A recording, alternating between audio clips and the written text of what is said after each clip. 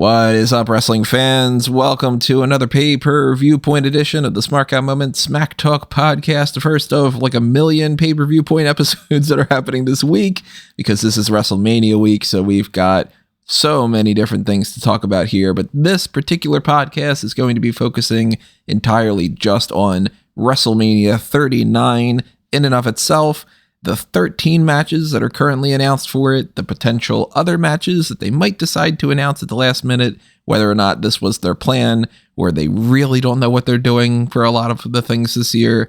I don't know. We're going to talk about that as well. I am your host, as always, Tony Mango. Joining me, as always, are Robert E. Felice. Hey, everyone. And Callum Wiggins. WrestleMania, baby. Woo! We're going Hollywood this time around. So I don't know about you guys, but I've got that da-da-da-da-da kind of thing in my head every once in a while, which is not as good as the old da-da-da-da-da-da. I miss that Linda McMahon theme. For some reason, they gave it to her. They need to bring that back with the little still images at the end of the night. Well, I mean, does that really beat the Weekend song of the year, Tony? I mean, I do love The Weeknd. It's been the longest stretch of me being like, yeah, it's a good song. I really, really like that one. So maybe next year we'll get another Weeknd song. And I don't know, we got musical performances happening this year from Becky G and someone else. Who's the other one? I forget offhand. I was somebody that I was like, I don't recognize them 100%, but the only reason I know Becky G is from the Power Rangers movie. So if you are interested in Power Rangers, be staying tuned to fanboysanonymous.com, by the way. But yeah, we got a lot of things. What's that? Jimmy Allen. Yeah, okay, so definitely somebody that I'm not too familiar with. This is not the type of WrestleMania section that I really get super into. I typically just go, oh, thank God, I've got an opportunity to go to the bathroom or something more than anything else, or, you know. Well, typically it's at the beginning of the show. Are you going to run right to that? Yeah, they just do it in America the Beautiful, so. Maybe. I mean, I don't know. It depends on how long that 2-hour pre-show gives me the opportunity to do that, because they're doing that again this year, again, for both nights, where we're going to have 4 hours worth of, hey, these feuds aren't all that deep, but let's get and spend 20 minutes talking about Brock Lesnar versus Omos, or, you know, whatever. We're not going to do necessarily the same on this. This is not going to be a 4-hour long podcast about our predictions. We're probably clocking around 2.5, knowing us. I mean, it depends on how far we want to go deep into some of the things that we've talked about a lot over the past couple of months, and some of the things that have just sort of randomly popped up, because that's the way that I kind of approach this card. I don't know if I wrote this down on my EWN post, or if I wrote this just like on like a tweet or something. I forget what I did. I don't know. It's hard to keep track of all the different coverage when you keep doing the same things. But I had written out somewhere, 1/3 of this card is amazing. 1/3 of the card is underwhelming from what it should be. And 1/3 of the card is absolutely like, wow, you didn't want to put any effort into this whatsoever, did you? It's a weird balance. And, you know, some things have been really great with the Triple H regime in charge. Some things have been a little worse. Some things have been massively better. I really was thinking a couple months ago that this year's WrestleMania was going to have a far more structured foundation to it, and that was going to have more of a focus on what things used to be, that what used to be able to like hinge on WrestleMania, that like, hey, they would plan things out ahead of time and things would make a lot more sense. And we got some of that, but then we got some other things that really just don't make any sense to me. And generally speaking, the way I'm looking at WrestleMania this year, it's Mania. Of course, I'm excited. There are some parts of it that I'm more excited about than I've been in years. And there's a lot of it that I'm just like, this is not Mania. And that really kind of makes me go, that's blah. From an overall perspective, how are you guys feeling about this card and the build and all that? I'm as excited as I've been in years for the main event, and that's all that matters, because I think that's the match that draws, and for me, it's worked. I would say that despite the build being underwhelming in several areas, the card could be one of the best shows that WWE's put on in a long, long time, and that is leaning up to the point that a lot of their shows recently have been very good. So I think that this one, just from a pure match lineup perspective, it reads very well on paper. I'll put it that way. And that's something that we've gotten into before in the past with different things, whether it's been the debate about like the way that AEW builds their cards versus WWE, and how even the three of us kind of approach things, where I'm very much like, I put a lot more emphasis on the story and the build than Callum does when he's more into the in-ring performances more than anything else. And Rob's kind of in between the two of us, kind of. But like, there are some really, really good matches that are set up for this. And some of them have really good builds and some of them have really poor ones. And there are some matches that are probably going to be on the lackluster side.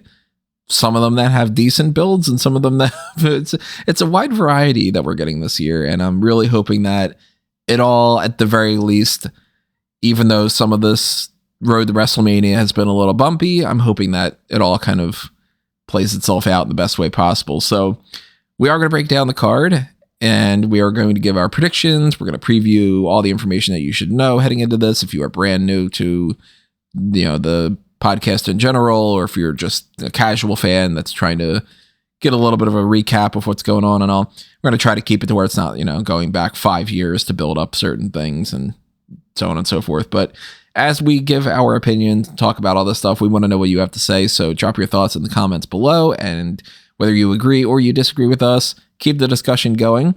Tell us your thoughts on whether or not we're going to be right about the people that we predict, and who you are rooting for when it comes to the WWE Fantasy League, because this is when this is going to end everything for the season. So we're going to finally be able to tell who wins between the three of us. And I think you're still in the lead right now, right, Callum? Yes, very much so. To the point that it's kind of, are you running away with it, or is there a chance that either one of us could overtake? Well, I'll say that there's no chance for one of you. Yeah, we've known for weeks that I'm not winning this thing. And for weeks, we've known for probably since the halfway point. You were going. I'd say it's your hopes are slim, considering who I have on my team and the lead that I currently have. But there's always a chance. There's double points after all that we do for WrestleMania. Yeah, I don't remember who's on whose teams and all, and what the math plays out for. But I'll spoil the fact that I have both Cody and Asuka on my team. So yeah, so I mean, you're getting some good points on Cody at the very least. Yeah, at the very least. Well, you should be. I mean, we will talk about how there's not 100% guarantee. There's no guarantees about anything. On any matches, yeah. Yeah. So before we get into this, I want to remind everybody that there are some other things coming up this week, of course, for you to pay attention to. One of them being that we will be also going through our pay-per-view-point predictions for NXT Stand and Deliver. That'll most likely be the next episode of this podcast. We'll probably record that tomorrow because NXT tonight is going to finish out the card for that. And then, we'll know 100% about what's going on for there. We also are going to do some kind of predictions for ROH Supercard of Honor. Still don't know exactly how I'm planning on doing a post show for that, because I still don't know 100% if that is ending before or during or after the Hall of Fame. Can't seem to find any information about that online. It's all just like, well, bell time's at 7. Okay, is that the pre-show or is that the main show? And how long are we going? But I don't know. We're going to kind of see what happens a little bit closer to Friday when it comes to that. But we also have what's going on right now. The Smark Madness tournament is going to end next week. So vote on who you think is the best pro wrestling family dynasty of all time while you can. And also we have the Road to WrestleMania contest right now with the sponsored by Fun.com, where you can win one of the 3 Dusty Rhodes Funko Pops that are up for this giveaway. So you can enter that over the next few days, get a lot of entries in, and see if you can come away with a extra little figure that we got going on there. Make sure you also follow us all over the place and show your support on this marketplace options we got. Not only should you be dropping your comments below, but you should be hitting the like button on this video and hit the join button, which will give you access to the same thing as this Patreon, the Darkcast, Pick Your Poison tier, and all that stuff. The little thanks buttons are like a little tip jar, and also that little bell notification alert that will let you know when we go live for the different things that we're doing, which may or may not include a watch along of the ROH Supercard of Honor show / Hall of Fame, maybe live hot tags. I don't know. But yeah, at the very, very least, we're going to go live for the post shows for NXT Stand and Deliver, Mania Night 1, Mania Night 2. So keep More all. importantly than going live, ringing the bell lets you know when we've done anything. That's true. They don't give you. Ring the bell. They won't tell you necessarily. Yeah, we give you alerts on uploads and everything. So sometimes you might get lost in the shuffle with the subscriptions, and then that way you get that thing that just goes like, "Hey, look, hey, they are going live, or they are doing this, or whatever." So keep all that in mind, and we're gonna start getting into the WrestleMania predictions here and breaking down this card. Anywhere you guys want to start, since we have at the beginning with John Cena and Austin Theory. Well, we do know that at the very least. We don't know much at this point about what's on night 1 and night 2, and it's kind of dangerously close, which I am under the impression, maybe it's right, maybe it's wrong. I think know by SmackDown.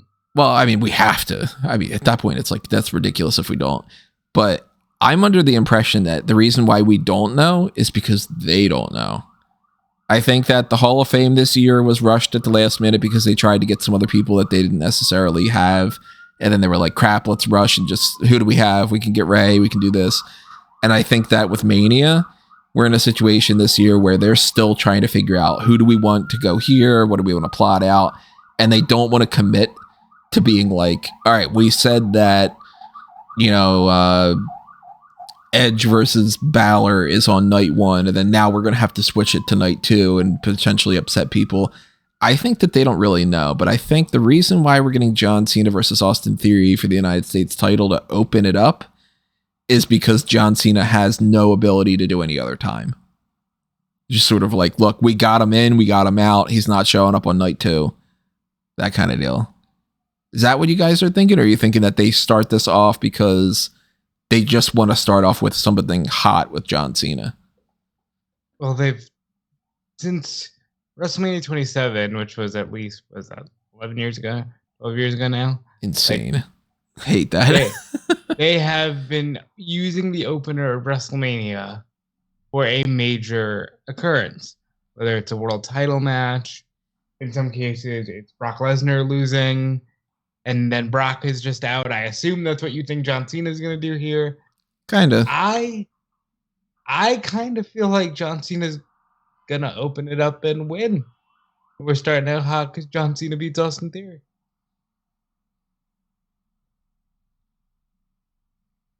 I can't disagree with the assessment that you're going to try and kick off the weekend with, like, arguably the biggest name that's even appearing on this show, in John Cena.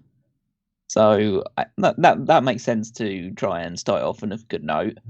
I'd say that, yeah, there's a very high possibility that John Cena wins the United States title here. I'd also say that it would mark a slow descent of Theory. I'm not saying this is the death of Theory if he loses a title match to John Cena at WrestleMania. What I am saying is it's going to take him a little bit longer to get to the top than people might have anticipated at the start of his run in WWE. Yeah, this is not good. This is not good.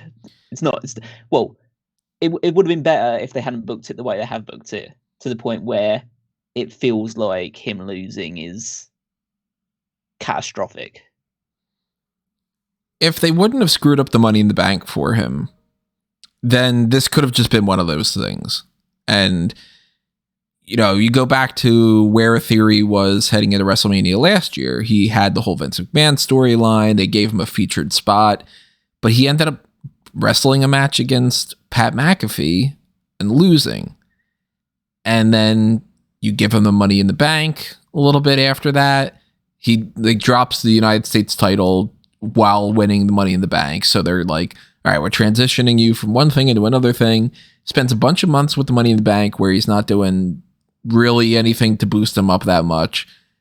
Continues to fail, and then fails gloriously. I mean, the story of the whole Money in the Bank and the, why am I cashing in for the United States title and then losing the cash in and then winning the United States title. We've talked about it ad nauseum, so you guys know our opinions. Why the hell didn't he just win that?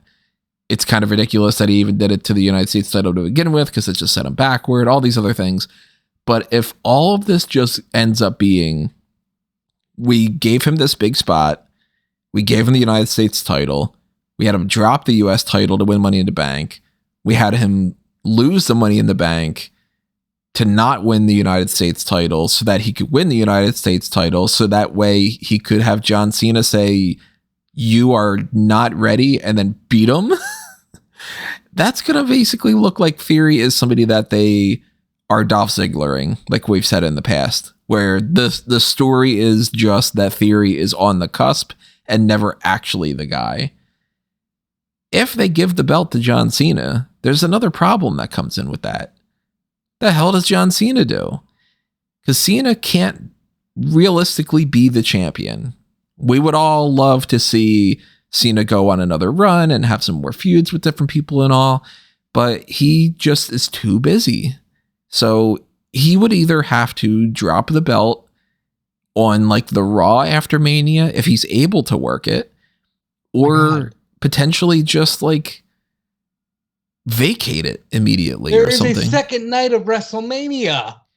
Well, you keep going on this idea that you think that that's going to happen. Do you still think that he's going to win the championship and then drop it? Because if he is, who do you have in your mind that he's going to drop it to? I was mostly playing around before they said he's going to open the show, because let's get into this. I don't think that Austin Theory having a mid-match with John Cena and then cheating to win is a super fun way to kick off Mania. It's a weird choice. This never would have been the option in my mind of how they opened this up. I was assuming that, a couple days ago before they had announced this, I was like, oh, maybe it's going to be Bianca and Asuka. If they can kick it off where, they have a decent match and Cena wins, hey, you kicked off Mania with Cena winning the US title. Isn't that crazy? Or if you have Theory just completely demolish Cena, that's like, okay, wow, you kicked off WrestleMania and Austin Theory is going to the moon. But like, I'm beginning to think that Cena's just going to win, do some kind of backstage promo, or maybe even in the ring, and go, well, that was quick. Since I'm still here, we got another night. I'll see you tomorrow for an open challenge. And then literally anyone at that point. I mean, like, the roster is wide open, because even names he's faced, you can make the argument, like, he never actually had a one-on-one match with Randy. Not saying that that's the one I'd go with, but like, you could have him fight Randy. You could have him fight a debuting Braun Breaker. It could be like a surprise. We have Jay White. I don't think they have Jay White. I'm throwing out fun scenarios. Like, you can do this. It's not like it's absolutely unheralded that someone should wrestle 2 nights of WrestleMania.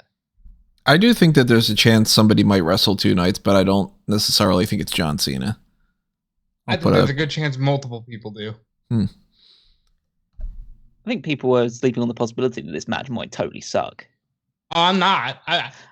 There's a chance. Yeah, because Cena doesn't wrestle anymore. And to be fair, the match that he had with Roman Reigns is most kind of, well, outside of that tag match where he basically just came in, did absolutely nothing, did the moves that he's always done his entire career, and then tagged out. And then, but I think that outside of that, the match that he had with Roman Reigns for the title was a good match, but that was nearly 2 years ago. So yeah. I think that he's clearly, I don't know if he's like a guy that needs to get into ring shape or build up some momentum to have great matches, because even at his best, he was never like the greatest belt-to-belt former. But I think that it's kind of, this match is whether it leans more towards Rock Hogan or it leans more to Rock Cena in terms of quality. And I think that there's as I say, I don't know. It's a real test for Theory to show how good he can be at carrying a guy in a match if that is the case. And it could be quick. Like, it could be a case of Theory squashing Cena quickly in order to try and establish himself. And I think Cena at this point in his career is probably okay with just putting guys over because he's not coming back for anything serious. Again, it seems like. Unless they decide to really build a story around him winning the 17th world title. But again, that feels like it's getting further and further away with every passing year. They could just have a good match and have Theory beat Cena clean, and that could be the start of a babyface turn. It seems a bit odd because Theory is very inherently unlikable. He just doesn't seem to have a babyface character to him. And he did just recently cut a whole promo of like, I don't care about the fans. This isn't about you. Like, you know. They had him cut a promo in an empty arena because they didn't want him getting wutted out of the building. So, yeah, and they could just have Cena win, and as Rob says, have him drop the title straight away. I'm almost like envisioning a world where, I absolutely know this won't happen, but like my mind is always warped when it comes to WWE, even if it is Triple H in charge of booking things, where he just wins the title, comes out the first night on Raw with the title and says, I'm handing this over to someone who can really represent this championship and what it stands for, and just hands it over to Gable Steveson, who has never wrestled a match before. Right. Could be that, yeah. There's a lot of possibilities here, but it's one of those things that this is one of the biggest what ifs, I think, for the WrestleMania card. It's, do they have something up their sleeves for this? Or is it as straightforward as, yeah, John Cena's just going to win, and they want to start off with John Cena winning because that'll be like, oh, yeah, it's John Cena. And then they don't even necessarily know what they're doing with the United States title? Or do they really think starting off Mania with Theory beating John Cena, probably by cheating, is the best way to like kick off the momentum? Because that seems a little crazy to me too, but it's not like we haven't had heels win to start off Mania. Like we had Bobby Lashley and Drew McIntyre just recently, where kind of seemed like it was going to go in the Drew opens up and he beats Bobby Lashley, and it's like, no, didn't happen that way. But I don't know. I mean, there's a chance that they do something where it's like, maybe they immediately follow it up, and that's the big shock of the whole thing. Like, Theory beats Cena, cuts a promo about how great he is, and then Randy Orton shows up and gives him an RKO. And then it's like, okay, well, we had a surprise, the young guy wins, but then we had a surprise with Randy Orton, and now let's roll along and get into a match where we move into some other kind of territory. I don't know, maybe the 6-woman tag, or I don't know. But that's what, like, I'm really kind of like, in retrospect, this is either going to make a lot of sense, or we're going to go, what the hell were you thinking? So, while I am begging for anything to the contrary, the one thing that I feel like they just shouldn't do would be Theory wins, he cheats, there's no follow-up, and we're on to the next. I think that's the flattest way that they could do it, yeah. Especially because you're starting off the first night of Mania, which means, and granted they're giving them a lot of time to get in the building, but still, with all the hundreds of shows happening, what if someone's not in the building and they miss Cena? You know what I mean? And it's just over. I feel like, is it burying Theory? Yes. But I think the best thing to do here is John Cena wins the U.S. title to get Mania going on a high. Prediction-wise, to do the phrase that we've said a million times now, which I'm sure the YouTube algorithm loves, gun to my head, I'm going to say Austin Theory retains. Not necessarily wins, but I'm going to say Austin Theory retains. That does not count in the prediction game. Well, we don't need to you don't have the predictions for that, because we're not going to have another pay-per-view follow-up for that. I was going to say, it does not count, because otherwise I will just say one person does get the win. I think Austin Theory is going to win. You think it's just like straight up, or you think he's going to cheat? I don't need to. Well, that doesn't matter either way. I just said he's going to win. I think he's going to win straight up. I hope so, because even though he's in a spot that, like, as a heel, most likely he would cheat. If he comes out on Raw after this whole thing that they've said with, like, hey, if you lose to me, it proves that you're a jackass, and if you beat me, you're still not going to actually amount to anything, you fucker. Then it's sort of like, all right, well, if Theory comes out on Raw and all he did was he low-blowed John Cena when the referee wasn't looking, and then he rolled up his tights and whatever, and he goes, I beat John Cena at WrestleMania and whatever, he's not going to have really all that much more momentum than he already does. And I think sometimes WWE really forgets that, yeah, that old school stuff does work, generally speaking, but not all the time. And at a certain point, you have to kind of cut the cliche off and you have to do something tangible. Not every single heel is the type of heel that can be, you know, the weasel that never actually has any credibility and always just goes, oh, boo, you didn't actually beat Cena. Sometimes you have to actually win, you know? And I think if you're trying to build Theory, you need to give the guy a legit win. Not that I'm in any way, shape, or form in the running for the predictions contest, but I will say, gun to my head, I think they go with the flattest option, but I'm hoping that it ends up with Cena winning and defending it on night 2. But I'll say Theory. Theory should win, or just, you know, hang his head in shame. I will say, at the very least, the prediction contest this time is to give yourself the pole position for the next season of the Fantasy League. So this one is arguably more important than any of them. Oh, I forgot that you did that for that. So, well, now that you said that, well, then I'd have to specify that about the retained thing. So then, at least right now, I mean, we might have a whole like double check right beforehand and all that. At least when it comes to this podcast side of things, then I'm gonna say Austin Theory wins, and it's through some kind of bullshit shenanigans, like a roll up or something. But I don't know, man. They might have something up their sleeves about this. I think it's a little more straightforward, I should say, than or when we get into the Logan Paul and Seth Rollins match, because that is also supposed to be happening on night 1. This, I think, is going to be one of the sleeper matches of the whole weekend. I think there's a really good chance that this match is great. I'm really looking forward to it. I think that they've done a good enough job for the feud.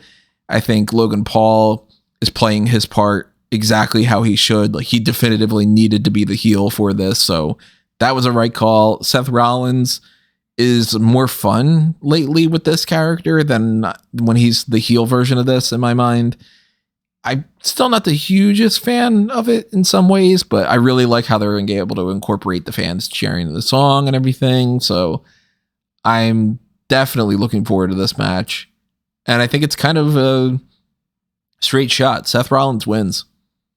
I think so. I think give Logan his first loss. You know, no shame in losing to Seth Rollins.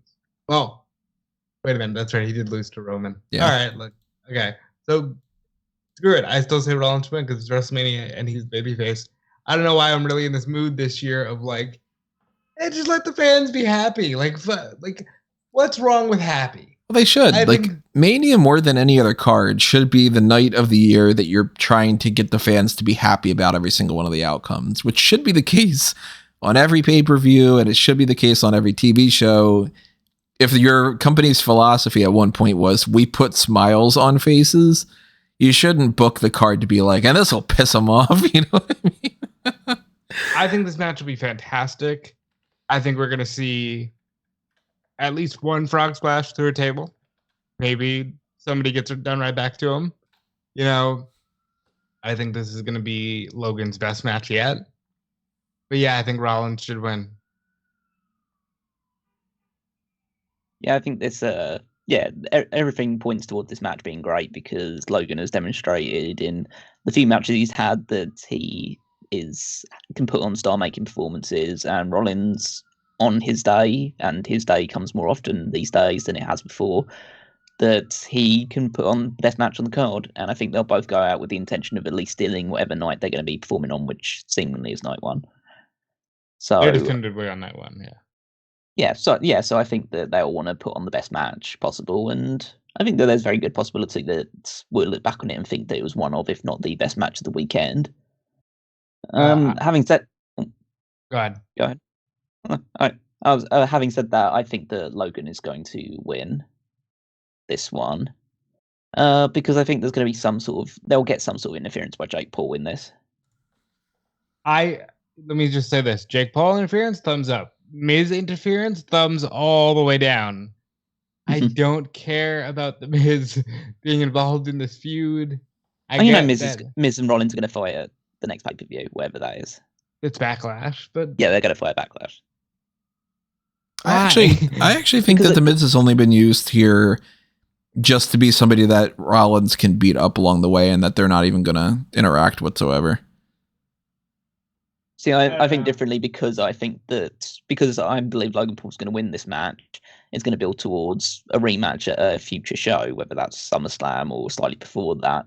And so Rollins needs to beat people along the way, and Miz is the obvious candidate to be like a surrogate for Logan Paul while he's away doing whatever Logan Paul does in the meantime.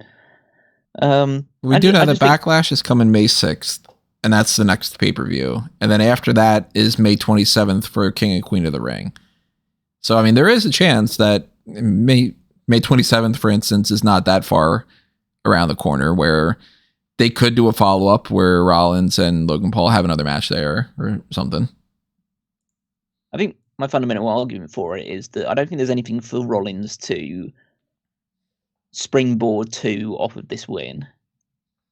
Or that nothing obvious at the very least. I don't think he's going to go after Cody, even though it makes thematic sense, but they're both baby faces, so it doesn't really work on that scale. That's not, again, that's probably spoiling who I think is going to win the Universal Championship, but who cares? Has he had a match with Balor since they fought at SummerSlam 7 years ago, whatever it was? No, but I have no idea. But it's not like he needs a win here for that to happen. Yeah. Like, fundamentally, for 99% of the roster, Rollins could lose here, and it doesn't mean that, and it doesn't like impede him from having a feud with someone else leading into Backlash. Yeah, that's an overarching issue we need to address at some point. Yeah. Whereas if you give Logan Paul the victory here, then that's basically you telegraphing the idea that this is a guy that could be a future world champion. See, to project a little far into the future, you were saying like, hey, is he going to fight Cody? Yeah, at the end of the day, hey, spoiler alert, I'm going to go with Cody Rhodes beating Roman Reigns. I also think that something that might play into some of the future builds for different things going forward. Backlash being in Puerto Rico, we know only right now Bad Bunny's involved in some fashion. He might be wrestling, he might not. I don't know. We got King and Queen of the Ring. The only thing we can pretty much guarantee when it comes to that is in Saudi Arabia, they will crown a King of the Ring and a Queen of the Ring. Who is going to be involved, how they're going to do it, how many matches, whether there's titles on the line. None of that stuff could be, they could change the formula in any way they can. I still think that we're going to get a draft after WrestleMania. That'll probably take place before or immediately following Backlash, where sometimes it might be like, look, okay, well, it goes into effect after Backlash or however they plan to do it around this time. I think that Cody's splitting the championship up, and I think that Seth Rollins is a really up there towards the top option that's going to be fighting for the vacated Universal title. So I think that beating Logan Paul here puts him in a good spot for that. Not that he needs to. He's already a former multi-time champion anyway. But I think that Logan Paul is the type of guy that he can lose, and then when they want to bring him back, whether it's King of the Ring or whatever other SummerSlam or something, I think he just comes back, and he doesn't need to have already won something like this for that to be like, okay, well, let's carry the momentum or anything. But there's a good chance, too, that they maybe want to give him a win like that because they might want to have Cody Rhodes defend that title against Logan Paul down the line. So it's not a crazy option for them to go with Logan Paul, but since they've spent so much of this build with him just one punch knocking out Seth Rollins. I think the ultimate twist is not really a twist, but the turnaround just comes back to Seth Rollins wins. So that's going to be my pick. Also, the promo from Raw, the whole, if I can't beat him, then I'm a joke. It would have to set up a really strong setback, build to a really strong comeback. And I just think in the immediate, especially with Cody Rhodes as champion, spoiler, we're going 3 for 3, we're all thinking Cody Rhodes winning. With Roman not being there, they need every star they have to look as strong as humanly possible. So you're going to go Seth Rollins as well? Yes. That's 2 for Rollins. And Callum, you going Rollins or Logan? Going Logan. I'm going Logan. I think that they, oddly enough, I think they see more in him than Rollins at this point. Also, I'm still not, it's actually not up to half, not even probably 10%, but I still think there's a fraction of chance that he goes to AEW this year. Rollins? Rollins? Yep. Huh. Expand on that.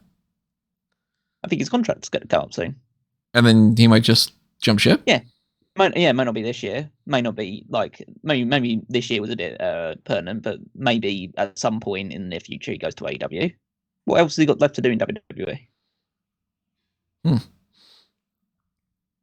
I mean, depends on how tight he is with Moxley. If Moxley's talking about, I've never seen any much. How did he phrase that? It was like something like, I've been in all these different companies for all these years, and I've never seen a company that's had as much bullshit drama or something. Yeah, but put it in the context that it was supposed that he said it, which is essentially that it's a load of people getting fussed over nothing, and that this place is really great. This place is actually a really great place, but people just make mountains out of molehills, which is essentially what he said.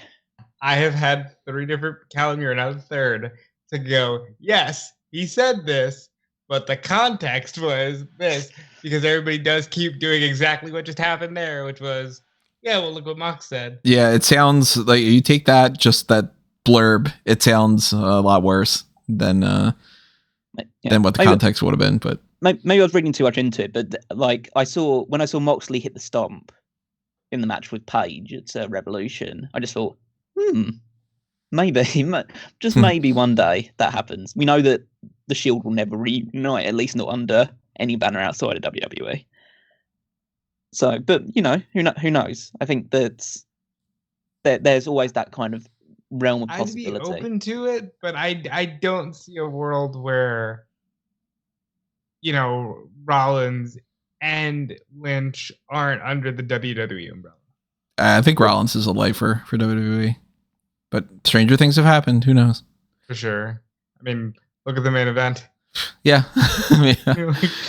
Well, let's talk about Becky, because she is in a 6-woman tag team match. She is currently one half of the tag team champions, and the tag team championship is not being defended this year, despite there being a fatal 4-way of the tag team division.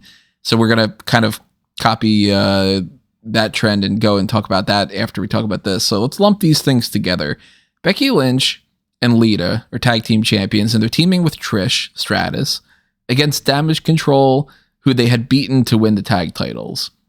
Now we're also getting what is called the Women's WrestleMania Showcase Fatal 4-Way Tag Team match. We'll talk about the men's one as well after this. But they decided to just go, hey, look, we need to get people on the card, and we only want to get these 8 people, it seems. And whether they were tag teams before or not, we're just going to throw it together. We're going to call it a showcase because we want to try to make it seem like it's more important than it is.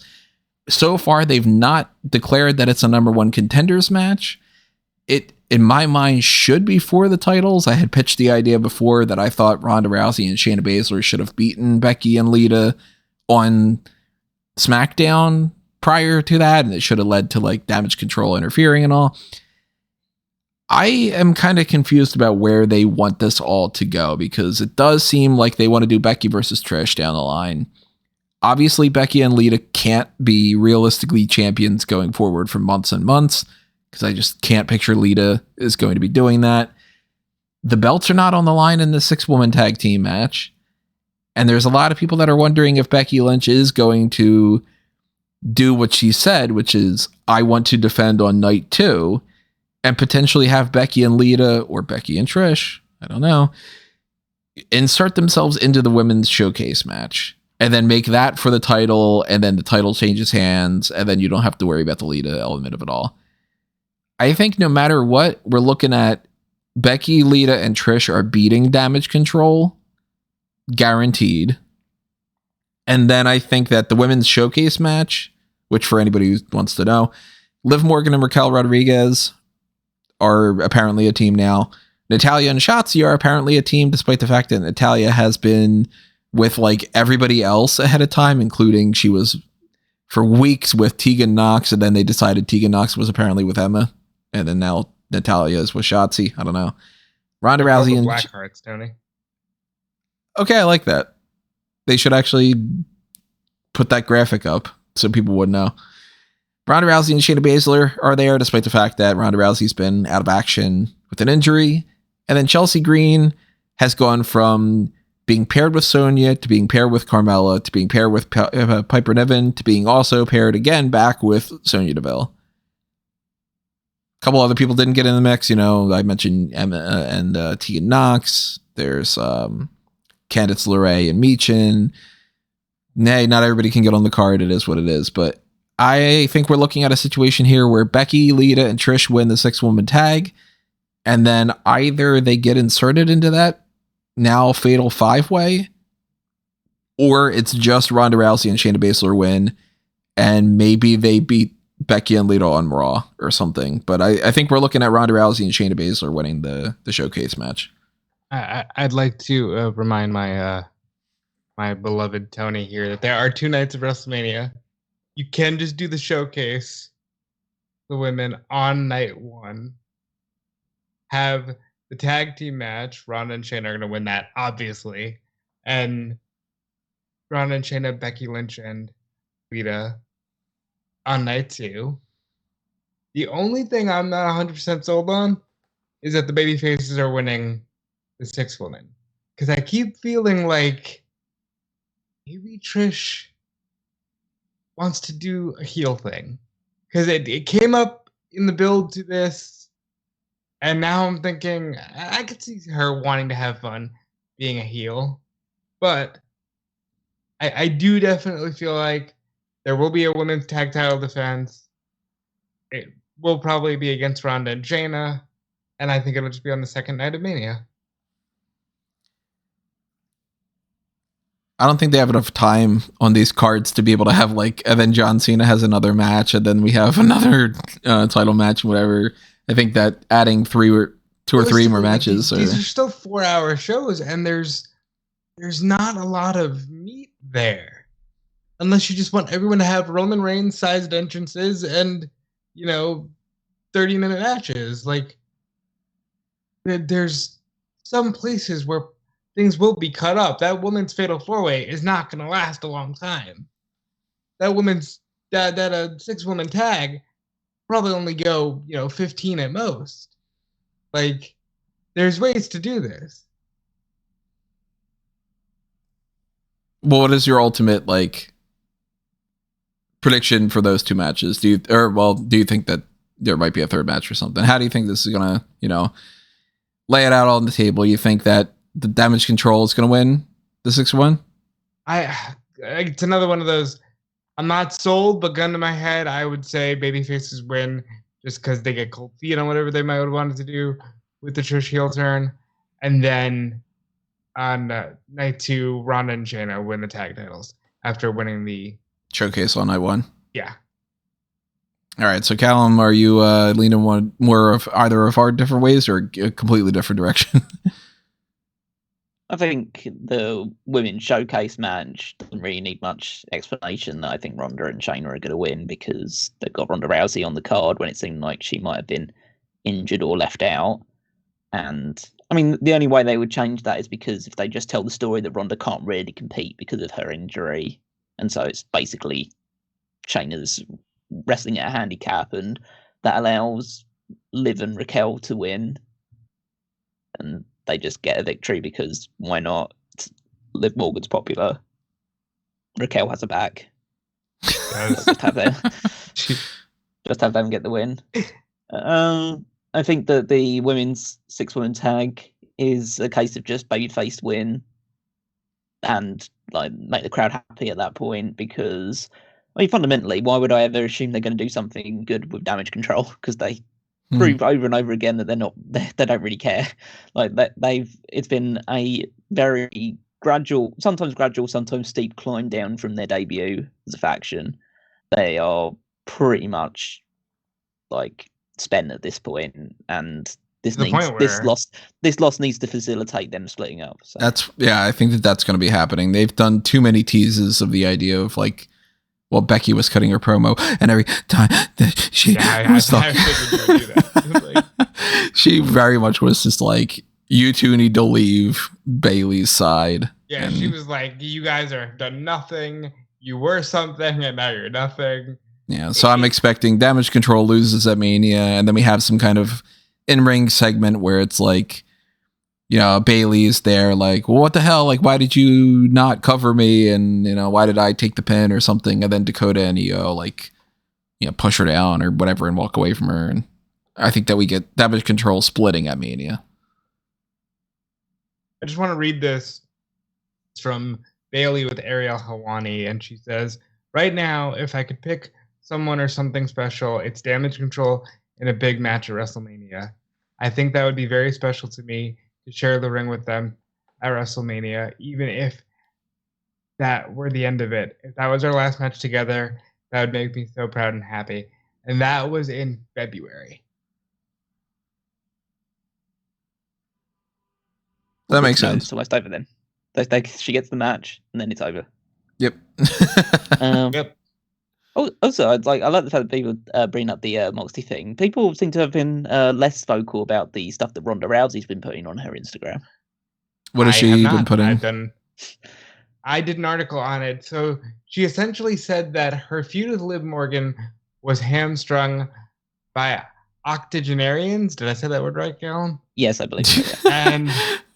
and that they could have done so much more. And even still, the clip that she shared on her Instagram was from her Ronda on the Road series, where she was talking about how, I can't believe they have me in this venue where I first defended the UFC title and kickstarted the women's revolution in combat sports, and they had me doing a pre-tape promo. I feel like they're wasting the significance of me in this venue. I don't know the venue off the top of my head, but it does seem like she's speaking out about not necessarily loving the direction of her most recent run here. Yeah, I think it goes wider than that. I mean, both the mixture of like complaining about her own booking, but also basically saying that this company doesn't write for women was kind of the subtext that went under that post.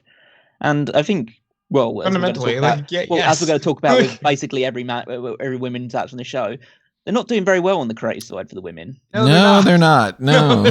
So maybe Ronnie has a point, but that could be the one. That's the one like thing down in my mind about whether they decide to punish her for that.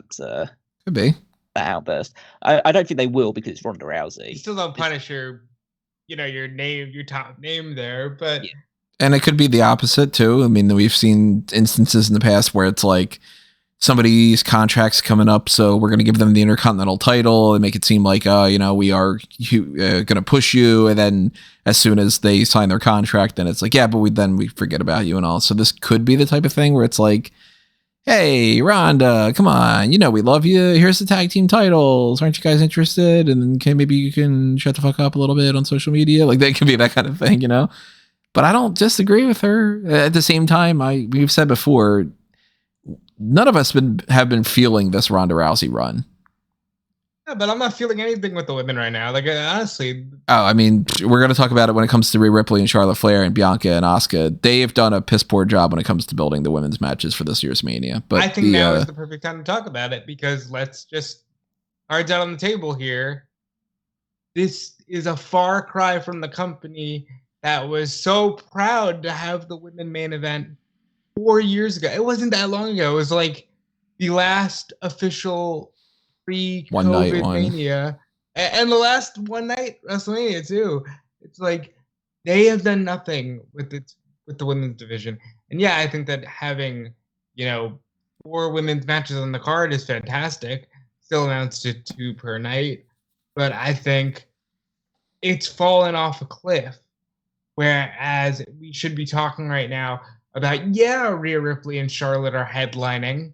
And it's not a question because the build to that was awesome because they're 2 stars who can do it. Well, when it comes to the Rhea Ripley and Charlotte thing, again, not to rewind too much or whatever, but go back into the archives if you want to and listen to how annoyed I've been about that for all these years, because I hated Rhea Ripley being like pestering Charlotte. Hey, you won the Royal Rumble. You should challenge me. Come on. And then Charlotte fucking makes her tap out at Mania, and then Rhea's crying. That killed her momentum. And we were told at that time, well, it's all going to make sense. Just stay tuned. It's going to make sense in a couple of weeks or 4 months or whatever the hell they had said. I don't remember. This was the same time frame that it was like, well, we're going to have a unique way of how we're going to promote that Braun Strowman is filling in for Roman Reigns. And their unique way was running down the card for WrestleMania and going, we got this match and whatever. Also, Braun Strowman's filling in for Roman Reigns and blah, blah, blah, blah, blah. And then they just did it. And I was like, dude, okay, they're just lying at that point. They're just lying. And the follow-up for Rhea Ripley, who had gotten this huge upward momentum. She beat Shayna Baszler. It was this amazing moment of NXT in December. They wasted no time to kill her off with the Charlotte Flair thing and follow it up with the next NXT pay-per-view was Charlotte versus Ripley versus Io Shirai, Io's guy, where Io pins Ripley because you can't have Charlotte lose, but she needs to lose the title. And Rhea spent an entire year doing fuck all just to beat Asuka at WrestleMania in a match that everybody went, sure, yeah, I guess. And then what happened after that? The follow-up for it was Charlotte Flair beats Ripley because Ripley cannot beat Charlotte Flair. So we skipped forward a couple years and Rhea Ripley wins this Royal Rumble. And she had a previous number 1 contender spot with Bianca Belair. So it seemed like that would make sense. But instead she challenges Charlotte. And the story into this has been, I lost to Charlotte before multiple times. I've never beaten her. I need to beat her to be able to prove that I'm at that next level. Now, on paper, that sounds like that should be riveting. It should be like a Rocky 2 type thing or something. I don't know. Never seen a Rocky movie? Yeah. But it isn't. Instead, we've got Ripley, who should be like the big badass who's like, yeah, and fuck you, I'm finally ready. I'm going to kick the shit out of you and prove that this was a mistake before and make up for it. Which, by the way, if Rhea Ripley beats Charlotte Flair here, especially if she cheats because she's a heel, it's not going to undo all of that, even though WWE is going to be, oh, see, she got the win eventually. But what's worse about this is Charlotte has put no effort really into seeming like she's passionate about this feud right now. She's going through the motions. She's coasting. She's getting wutted by the crowd and basically almost turning heel because people are just like, babyface Charlotte's not really anything all that interesting. So the feud leading up to this the past few weeks has largely been Charlotte having crap matches on SmackDown with people that are unrelated.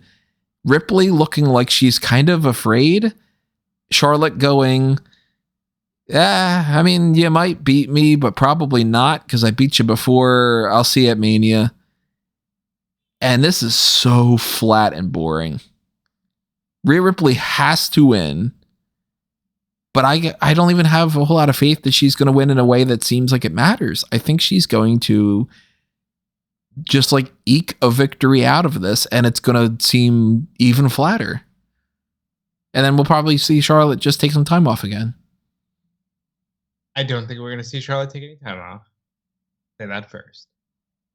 I think that aside from Cody and Roman, these two probably have the biggest chip on their shoulder of like, we will steal this show, come hell or high water. And I think that might save it, because if nothing else, Charlotte has been very open in interviews outside of TV about really feeling like she and Rhea Ripley have gotten screwed over time and time again.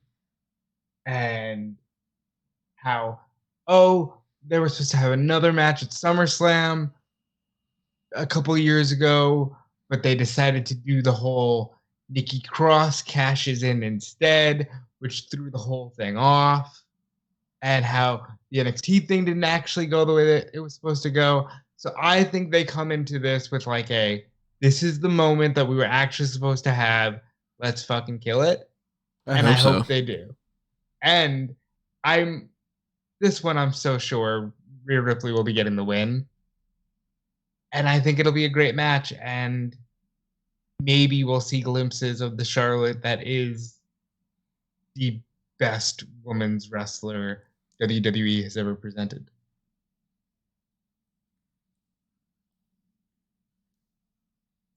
So yeah, less said about the build, the better, really, in terms of they should have really honed in more on Ripley's dominance and how much she's developed, especially since she won the Judgment Day, and less on Charlotte just trying to have tune-up matches leading into the show and continuing to receive the lukewarm reaction she always has when she's a babyface. But I think that the match itself, again, it depends, because it depends what Charlotte you get. Mm-hmm. Pay-per-view Charlotte is typically very good, and I'm sure she'll do that in this one. I don't think she's really had a bad match with Rhea Ripley. She's had matches with bad finishes with Rhea Ripley. Yeah, but she hasn't. But the matches themselves have typically been good, so I can only assume that's the case. But frankly, Charlotte, since coming back, hasn't had a good match yet, so we don't know whether she.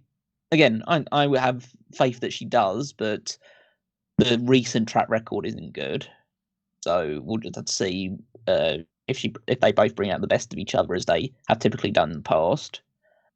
I mean, the Rhea Ripley losing the NXT title all the way back when was fundamentally WWE panicking because NXT was getting slaughtered by AEW in the rankings and ratings, and decided to bring Charlotte Flair in to try and give a bit of star power, which utterly failed. And didn't matter at that point because COVID and all that. Yeah, exactly. So I decided to just swap the titles back to Io Shirai instead. But yeah, and the whole story since then has been that Charlotte Flair is better than Rhea Ripley. So it makes all the sense that Rhea should be the one challenging Charlotte here and should get the victory, become the SmackDown Women's Champion, which would be odd considering the fact that she's on Raw. So again, that's just another thing they'll have to sort out. The draft, I think, is going to play into that, which I'm going to come back to what I think is going to happen with Flair with the draft too. Yeah. So I think that the only rational explanation here is that Rhea Ripley wins and becomes champion, which I have full confidence will happen. There's less doubt with this for me than some other matches on the card. Mm-hmm. But the more interesting thing for me is just how good the match will end up being, especially if as many people were predicting that this is the main event of night one. Do you guys think it will be, or do you think that it's going to be Usos and Owens and Zayn? I think this will main event. I think selfishly, I want the tag team match to main event, and selfishly, I think if this one doesn't main event, they'll work even harder. So I kind of hope that this isn't the main event of night one, but I can see the argument as to why it should be, because Ripley did win the Royal Rumble, and Charlotte Flair hasn't had a one-on-one main event at WrestleMania yet. And they did do the promo ahead of time. Hey, in the past, it was a Flair as champion and a Rhodes as a challenger. And there's the whole political thing of if there are two main events, should at least one of them go to a women's division thing. So that's another thing too. Whether you agree or disagree with it, there are people that think that should be 100% always a thing. So even if you disagree with it, you have to then deal with the backlash of that. So it's something to keep in mind. I mean, I think there's a lot of arguments for the tag title match as well. That's the first time ever as well. You know, like there's a lot there. I saw someone say, if it does main event, Sami Zayn's the first Muslim to main event WrestleMania, which is history and representation in its own right. So there's a lot at play, I'm sure, but I think at the end of the day, Charlotte and Rhea will probably speak louder about wanting to be the main event, and that might make this match the main event. I'm like, I keep going back and forth because I'm like, they haven't announced that main event yet. And that's really strange to me because you would think that they at least would have said that. Because if they went ahead of the time to go like, all right, well, Cena in theory is going to open up. And we all know that Cody and Roman is going to be the end of night 2. It'd be insane if it wasn't. It's just kind of like, hey, main event of night 2 is the Intercontinental title match or something. It'd be like, what? You know? But the fact that they haven't done that and they had waited so long to confirm the tag team match kind of makes me think that they might go with the tag title match and that they don't want to announce that ahead of time, because if they announce that ahead of time, there's more of a chance that people can complain. And last year, keep in mind, the main event from WrestleMania of night 1 last year was a promo. Like heading into the night, that was not an official match. We all kind of had our speculations that it could be, and, you know, reports and everything talking about that on the insider's perspective. But officially heading into WrestleMania night 1, the main event for it was the Kevin Owens show. And that's not a match. So a tag team match, yeah, history does not treat the tag team division all that well for, you know, Vince McMahon being in charge and all. But I mean, WrestleMania 1, the main event's a tag match. So I don't know. I kind of leaning a little bit more towards Flair and Ripley are probably going to main event. But do you want to start the night with Austin Theory potentially beating John Cena and end the night with Rhea Ripley winning in case it's heel type things? Or do you just book it in the sense of, it's a title change and the younger person, you know, the youth movement wins, so the Smarks will like that? I don't know. But I do think, I mean, we're all in agreement here, Rhea Ripley wins. So that's one thing that we have a trifecta for. We're talking about weak builds for the women's division. Asuka and Bianca Belair, the entire build, and I'm not even being facetious here, the entire build for this is that Asuka won the right to challenge, and they stare at each other, and Asuka spits, like not even spits the mist at Bianca. She dribbles it like she decided to just like laugh, and it just kind of was like like all spilled out. She had like one kick on Bianca, but they've just been staring at each other. And this is very much the type of thing that we've talked about before, which WWE is very clearly going, shut the fuck up. We don't want to do a build for this. We don't really care. They'll have a good match. We'll see you in 6 weeks. And they put some video packages out there to try to remind people like, hey, look, all the great stuff that Asuka's done. Look at all the great stuff that Bianca's done. It still doesn't feel to me like this is anywhere near as good as it should have been, because Asuka is fantastic. Bianca is fantastic. These are two of the best women that have ever been in WWE. Ever. Arguably two of the best WWE superstars. Like men or women's division. We know the match is going to be good. We're all in agreement there, right? Yeah. Yeah, out of all the women's matches, this is the lock for the best one. Like, this is going to be a good match.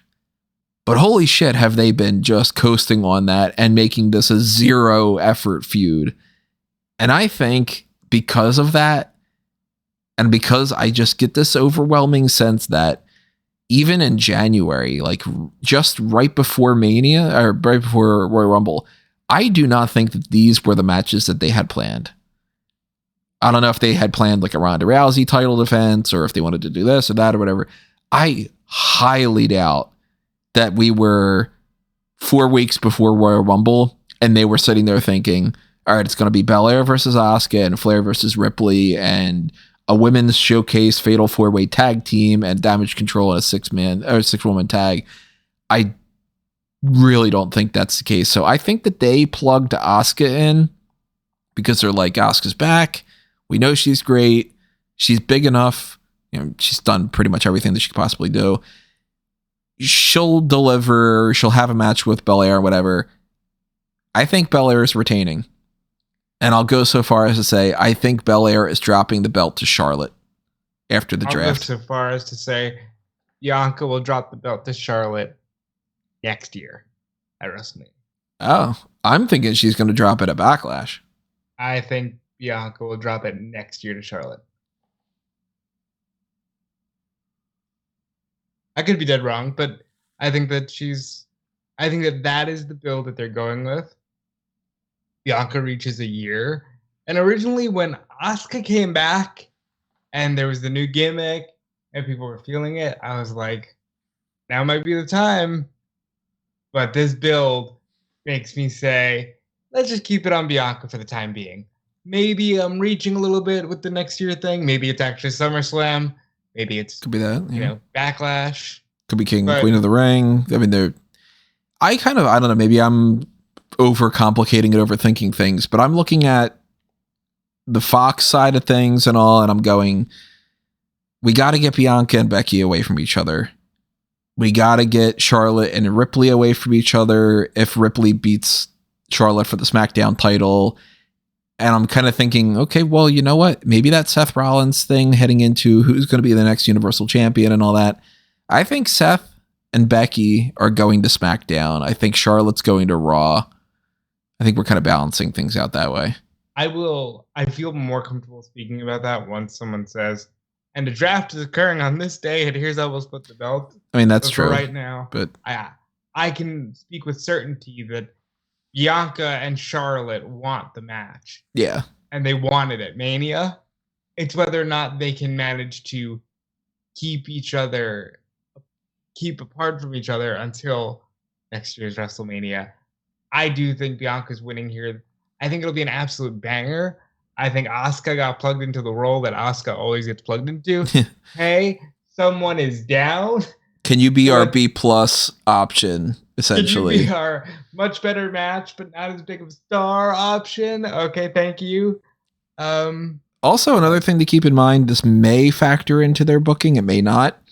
If Bianca wins this, she's won 3 WrestleMania matches in a row for the title. Yeah. Bianca's definitely doing interviews talking about it.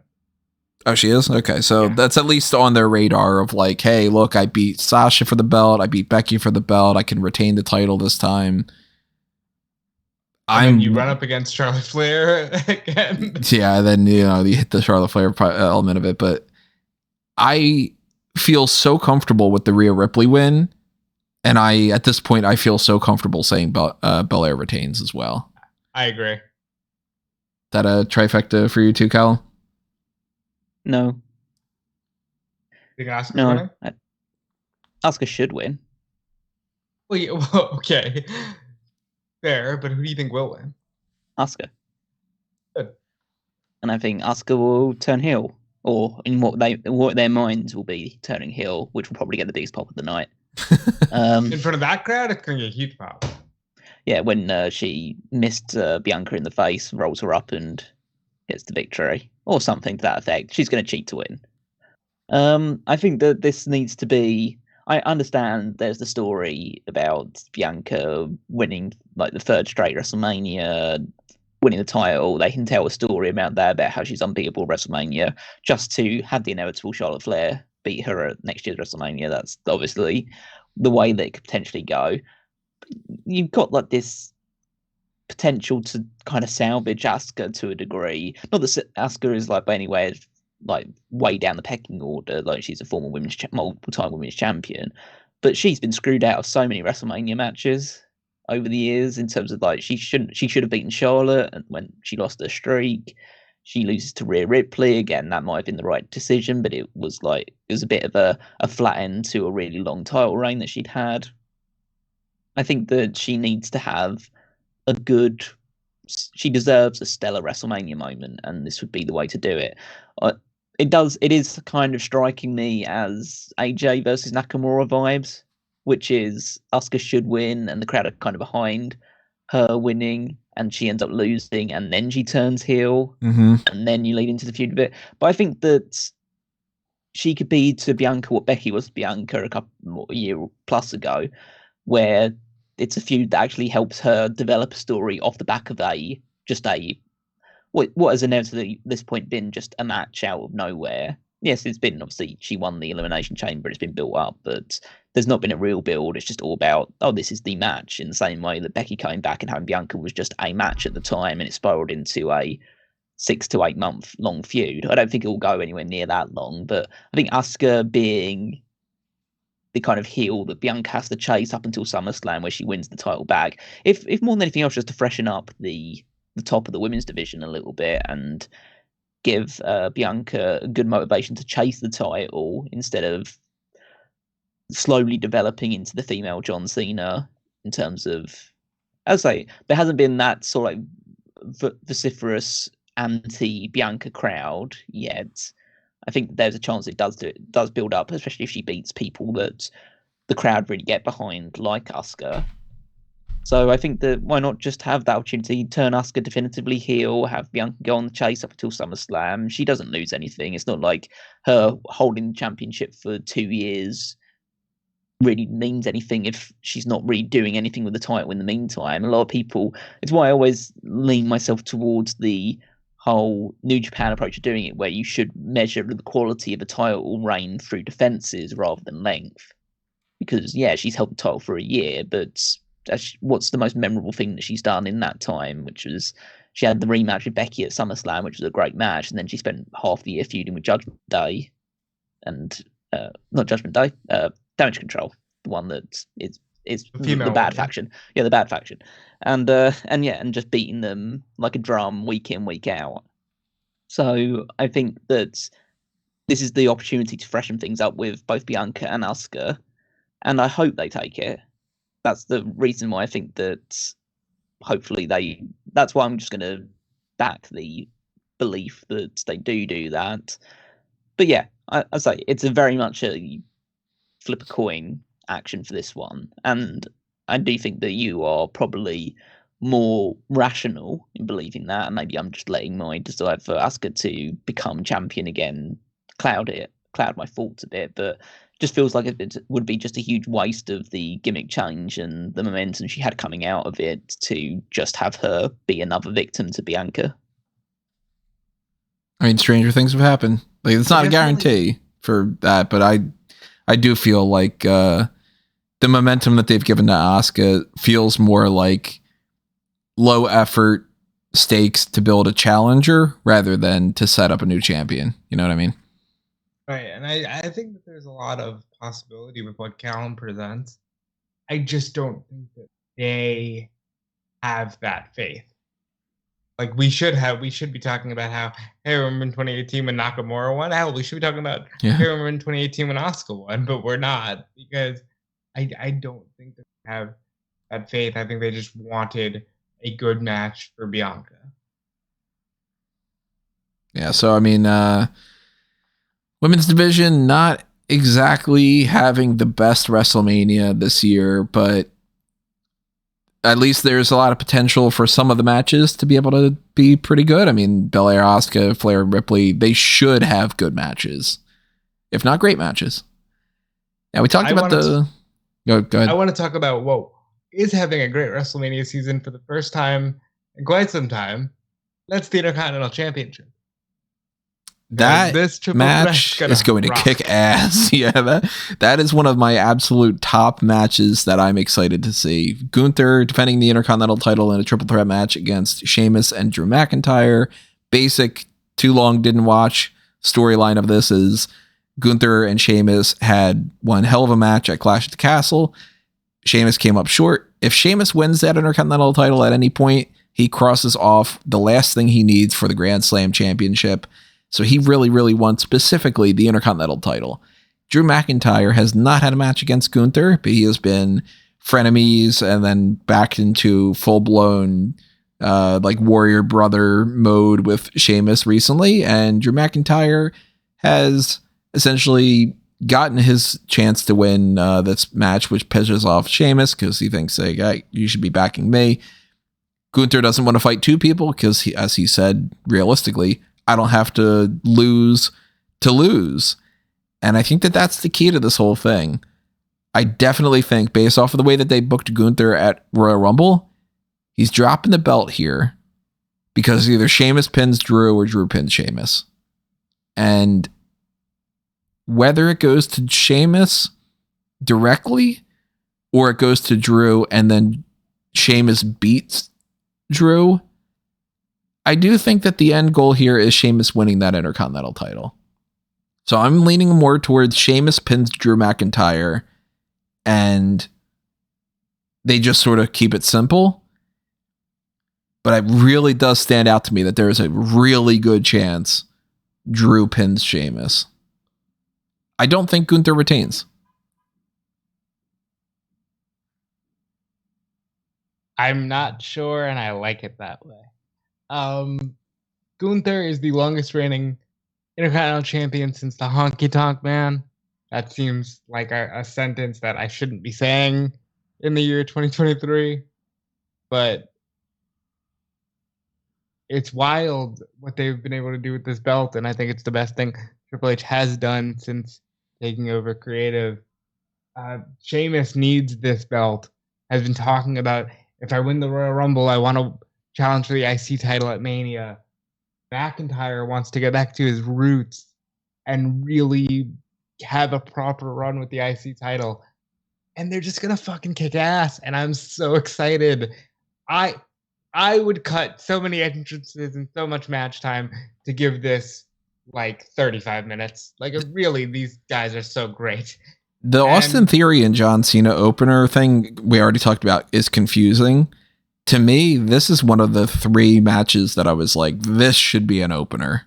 Like, you start off the crowd fucking hot with this one, you know? Yes. And I'm going to say, I think I'm going to say Drew wins it. I don't know if he pins Gunther, but I think Drew wins it.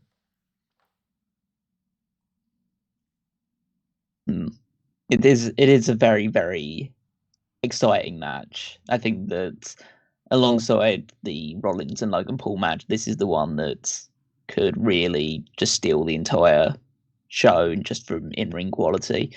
These 3 are just going to beat the shit out of each other, and it's going to be so much fun. And yeah, I think that it could go any way in particular. I think that there's a lot of weight into Gunther retaining due to the fact that if anybody is going to beat the Honky Tonk Man's record, I think he's primed to do it right now. I know it's still a distance away, but September or something or other. Yeah. But unlike the idea that we'll talk about later about the reaching the 1,000-day mark or whatever, this one, it's about beating a record which has stood for close to over 30 years.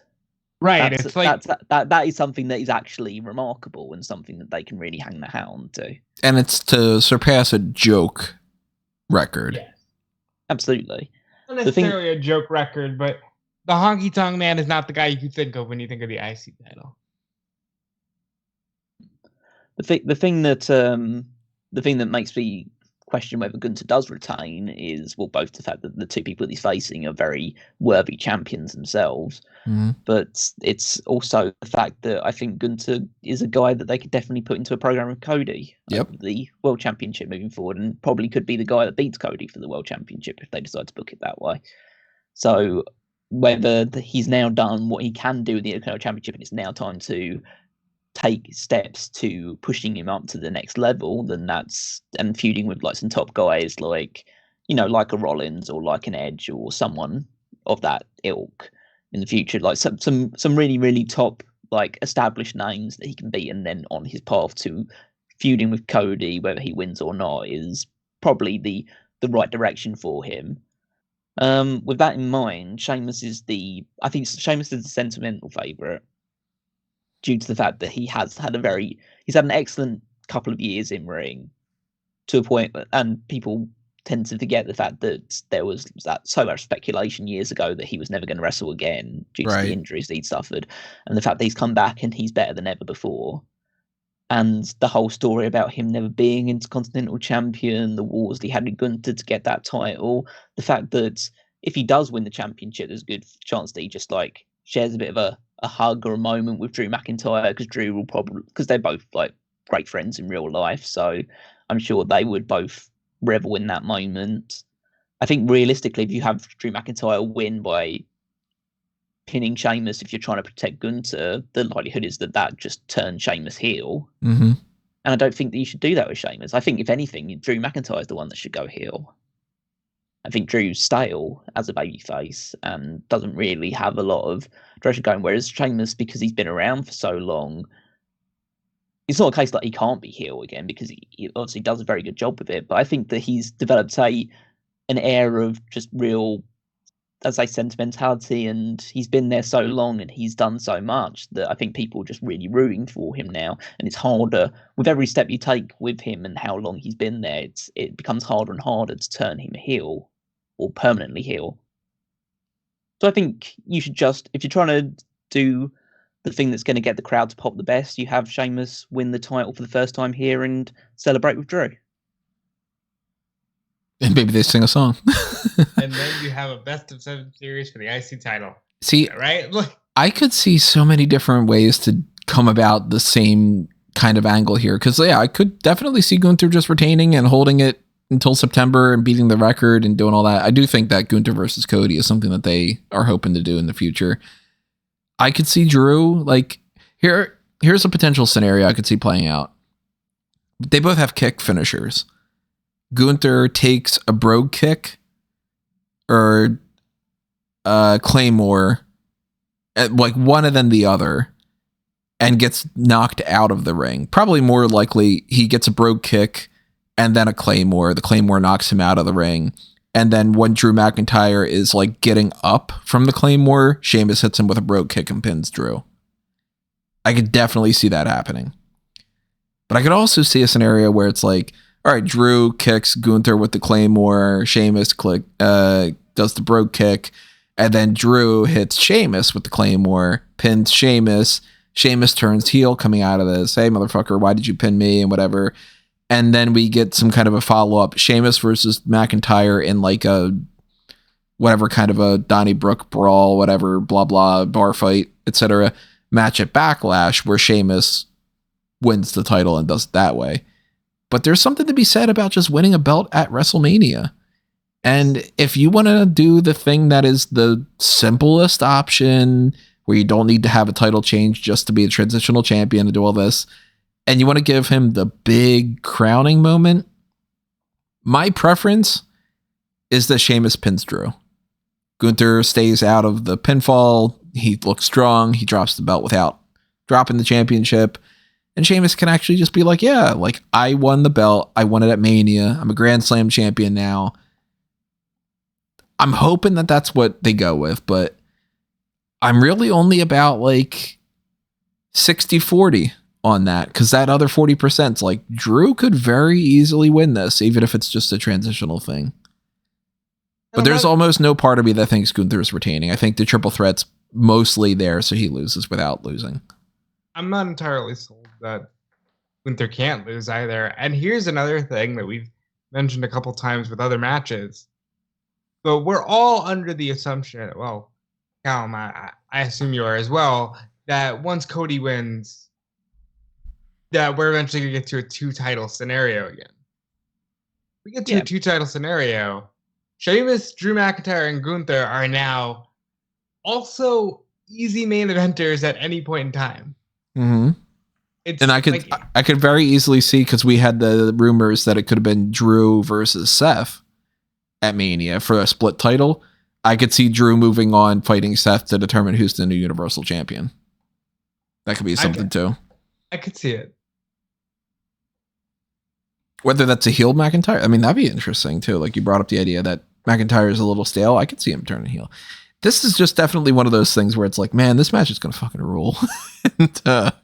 and there's almost like no bad scenario. Like if Sheamus wins, that's awesome. If Drew wins, hey, that's pretty interesting. If Gunther retains, fucking great. Gunther's the man. So that's where I would beginning this, starting about like, hey, a third of this is great, a third of this is underwhelming, and a third of this is crap.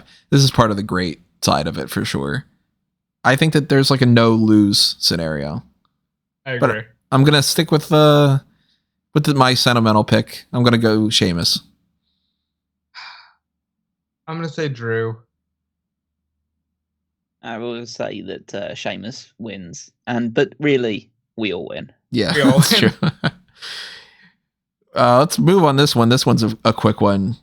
The men's WrestleMania Showcase Fatal 4-Way Tag Team match that is still not been declared a number one contenders match, just like the other one. This is just, again, getting people on the card. I've declared it. Braun Strowman and Ricochet against the Viking Raiders, against the Street Profits, against Alpha Academy, who has been feuding with Maximum Male Models, which has not been involved in this, but they are going to be in the Andre the Giant Memorial Battle Royal. We'll actually predict that as well after this one, just for the sake of it. But I do expect that this match is going to play out where Alpha Academy has Chad Gable taking the pinfall loss because of some kind of distraction from Maximum Male Models.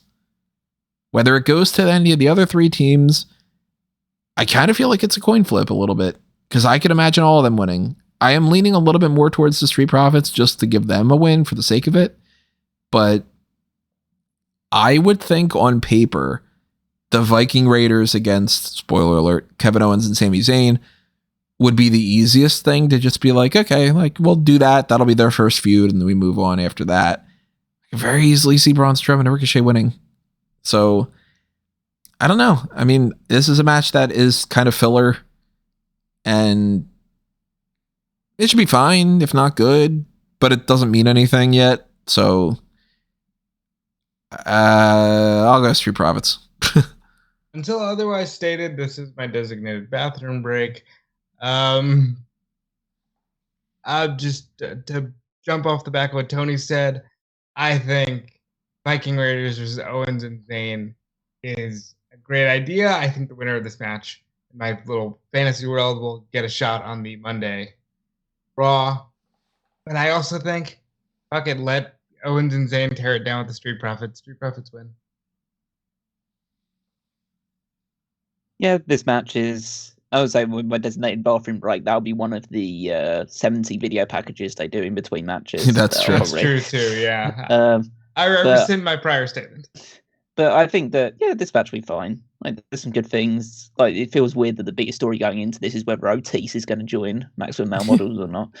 But well, arguably the highlight of this whole thing has been when Otis ate the cucumber off of his belly. Yeah.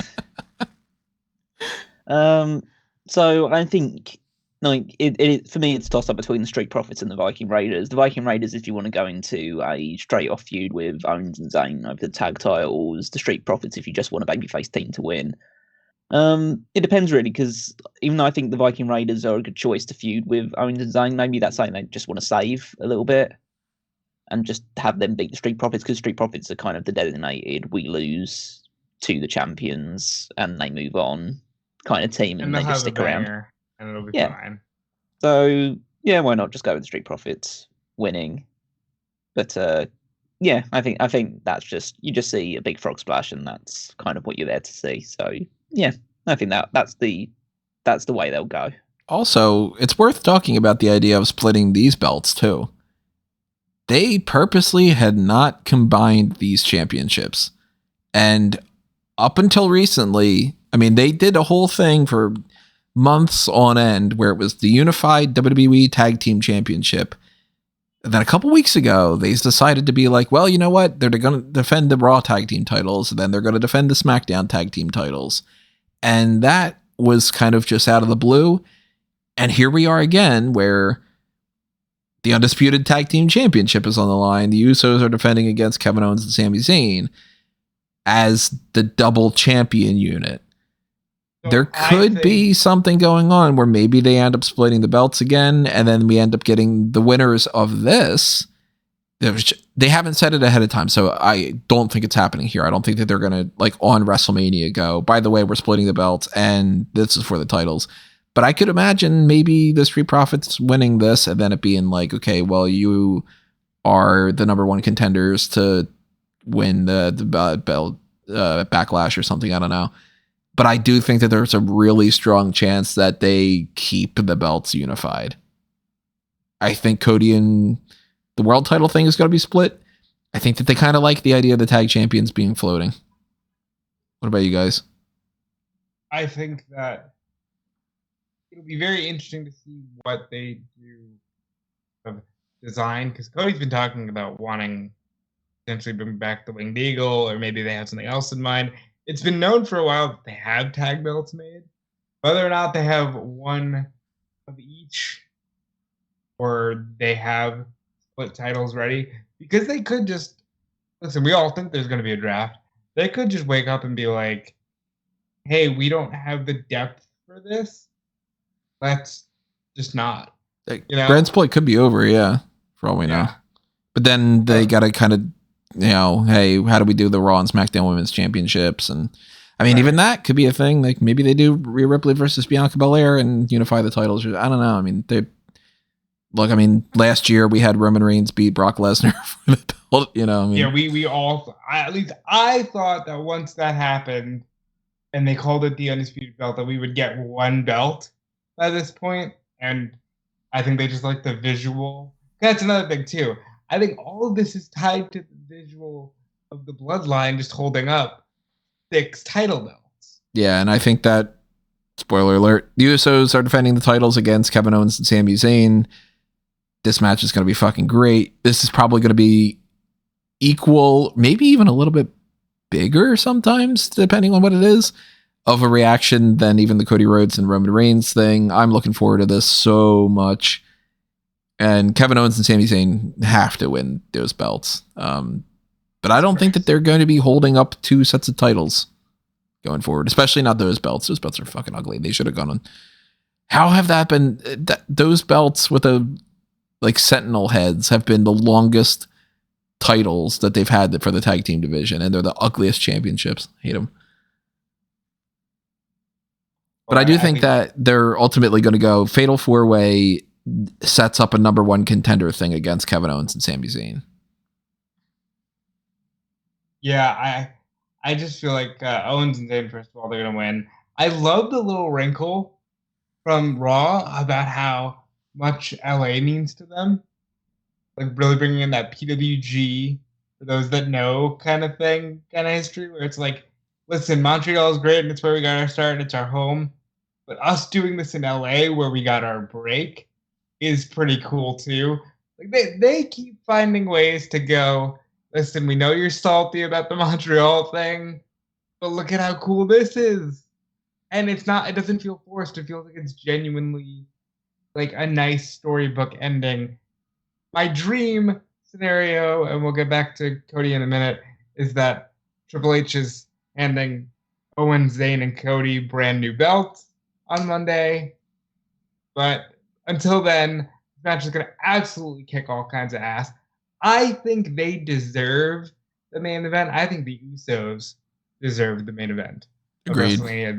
They have carried this whole story, and it's such nuance, and it's just also good. This the Intercontinental title and the main event, I'm just like, yeah, this is wrestling. It works. Beautiful. And I think Owens and Zayn will win in an absolute tag team classic. Yeah, I'm so excited for this match. I think that the storytelling is going to elevate this to another level, maybe in terms of like just pure ring work. You've got the Intercontinental triple threat match and the Rollins and Paul match, but just on an emotional level as well, they're going to take this to the absolute limit of it. It reminds me of the Kofi and Braun match, WrestleMania, in terms of absolutely who should win this match, and you're going to kind of be it's one of those matches that can get you, even as jaded and cynical as we are as wrestling fans, on the edge of your seat, thinking, "Come on, win this match. This is right. This is the right decision."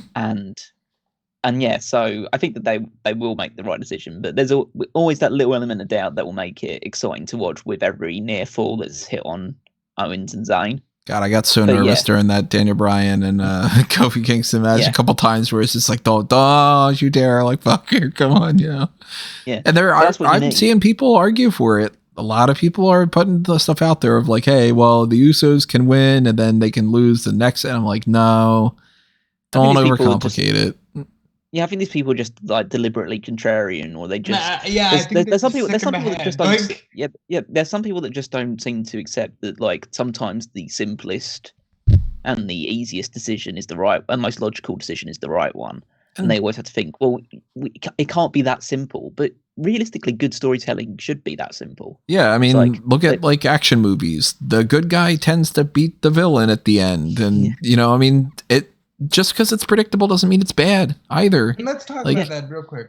Because I've seen a lot of people say, well, the good guy winning in the end is too bland and PG. It's like, how fucking cynical can you be? Yeah, who hurt you?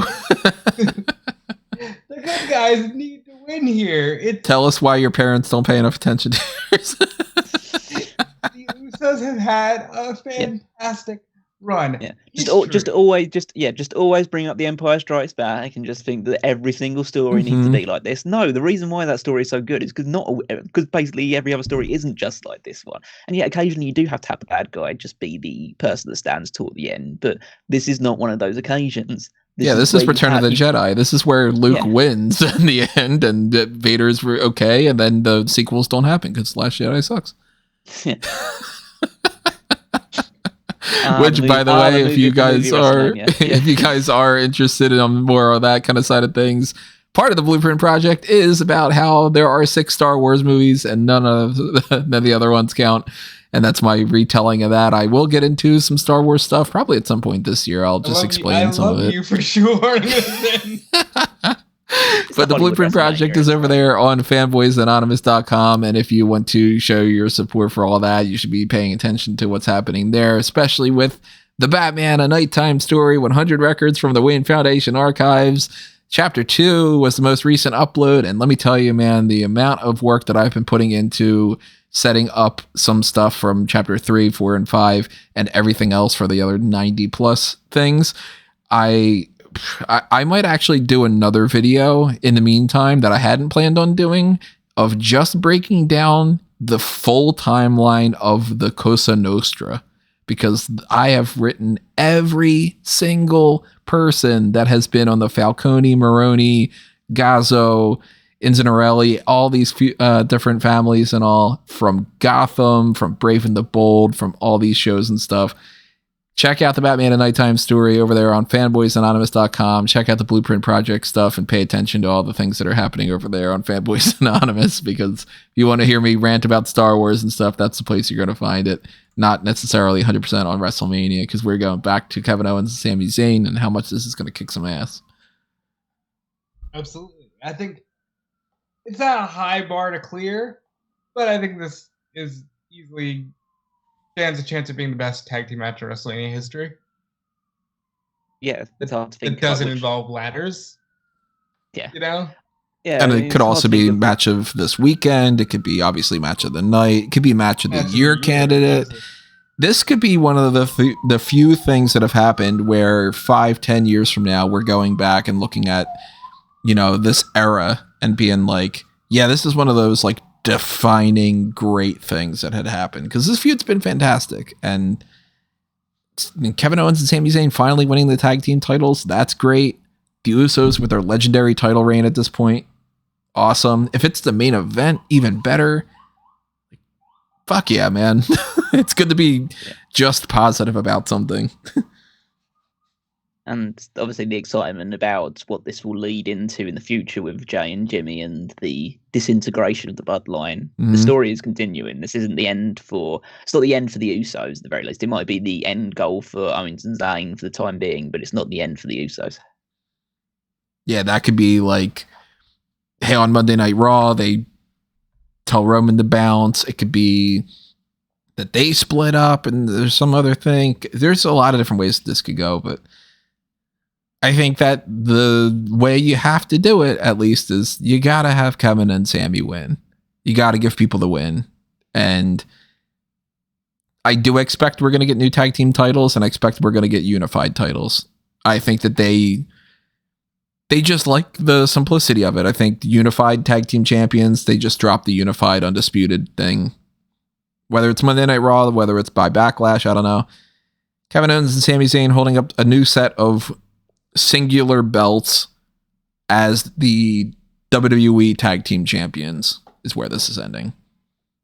And probably either fighting the Viking Raiders or Street Profits, or I don't know, who knows. But and remember now, you'll have champions that can lose, which means maybe more excitement can occur in the title matches. Yeah, because I mean, I don't think that Kevin Owens and Sami Zayn are going to be holding those belts heading the Mania next year, for instance. And of course, you know, who they lose the belts to, like, man, we could be looking at Kevin Owens and Sami Zayn against Tommaso Ciampa and Johnny Gargano. Fuck, that would be great. So many different things. Really looking forward to that. Here's a match that I'm honestly not really looking all that forward to.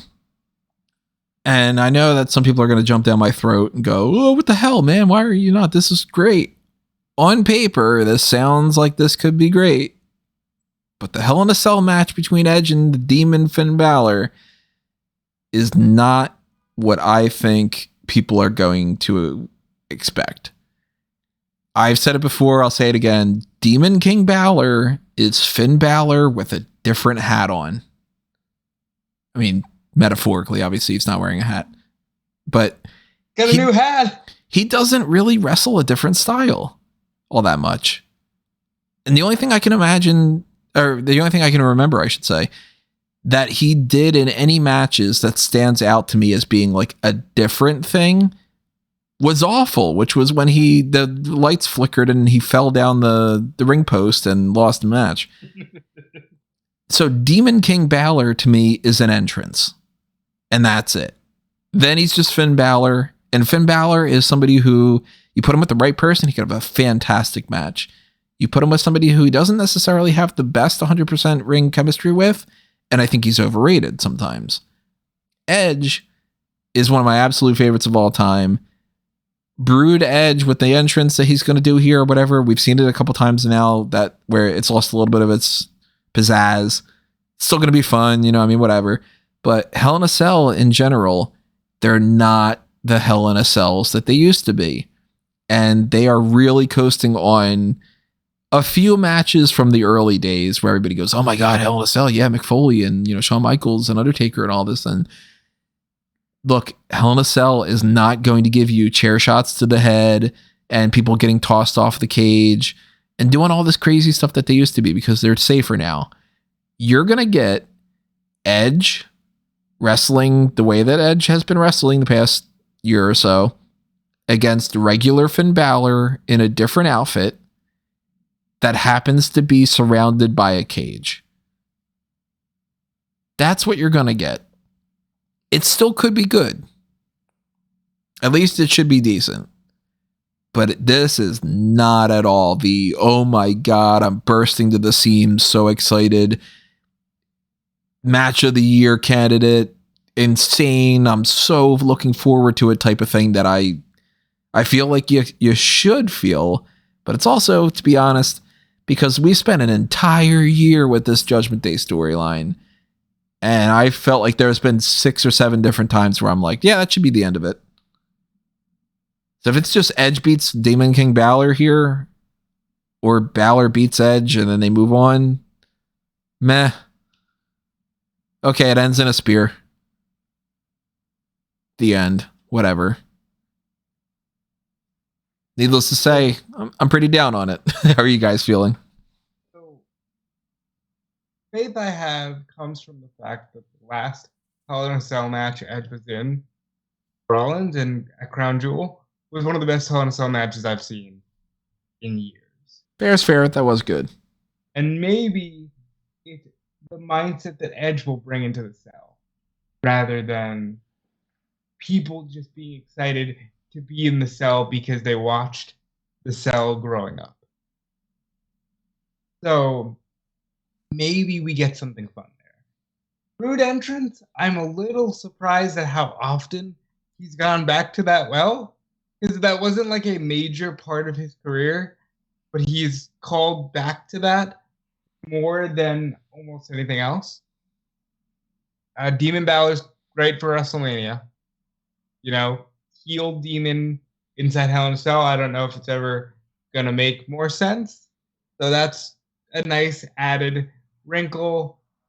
I am with you in the sense that I hope that it's not like this anymore, because it's been 14 years now of the newer type of cell structure where it's the larger cage and all that. I hope people don't still go into these things expecting, Hunter and Cactus or Taker and Michaels, because it just isn't that anymore. But I think that Edge will do his damnedest to make sure that it's remembered in that light, or as close as you can get to it through a 2023 lens. Extra pop, I don't think it'll happen, but extra pop if they just got rid of the red cage and had a normal color. Make it purple, like the Judgment Day. No.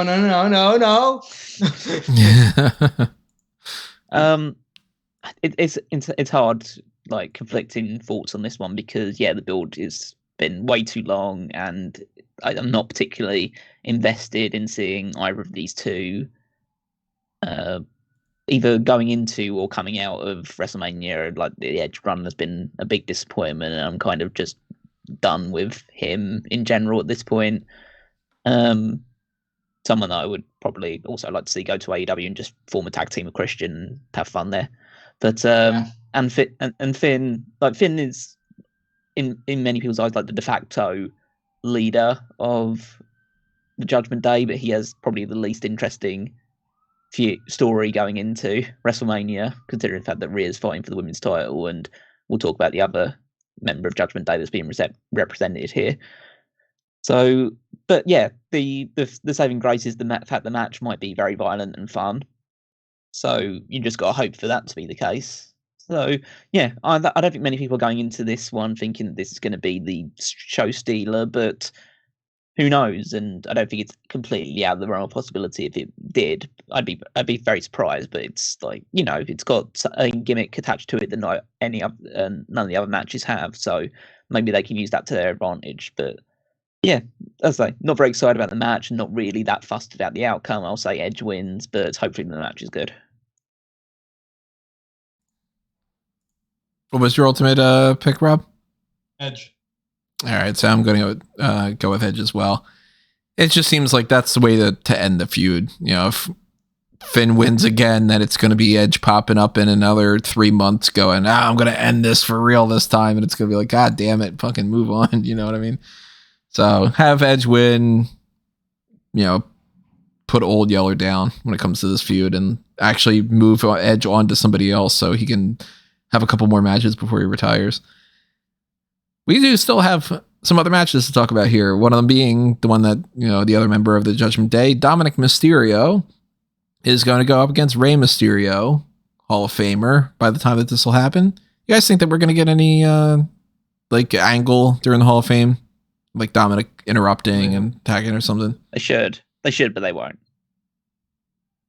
Kind of depends. I don't know. I mean, it's a weird time we've talked about before about, like, he's not going to be able to thank Dominik and do all that, but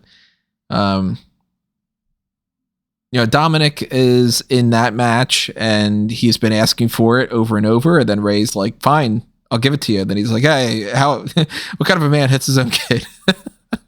I think that this has been great. Like, Dominik as a heel is so much better. It's a world of difference. Ex-Con Dom is the best version of him by far. And they did what I was expecting. They brought in the family to be the thing that triggers him. I don't know what I'm expecting here, because realistically, I expect Ray to win because he's the babyface and all, but I want Dominik to win, and I want Dominik to cheat to win, and I want this to continue. I want him to beat Ray for the mask or something, and they didn't make this a mask match by any means, so Ray could win and the story could continue, but I think it kind of gives more oomph to it if Dominik does something to beat Ray, and then he can be like, I beat my dad at WrestleMania, and then they can continue the feud that way. What about you guys? So I think Dominik will win. First of all, I think Dominik has been so much more fun than he should be.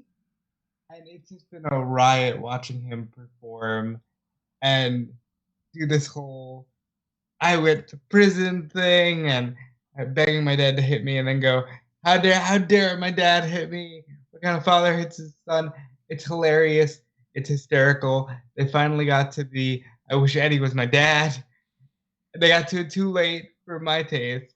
But I think everything about this has been pretty stellar, except for the weeks where they've had to really drag. I think Dom will win here. I think Dom will likely cheat to win here. I think he could even do a Chris Jericho Extreme Rules 09 where he takes Ray's mask mid 619 and then just rolls him up. Yeah, that could work. That could even lead into the mask thing, yeah. Maybe leads into the mask thing.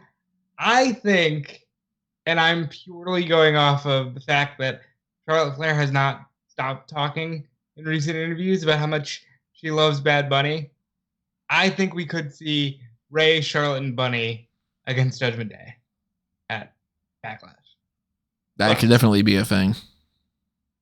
But I think that a mask match should be how this ends.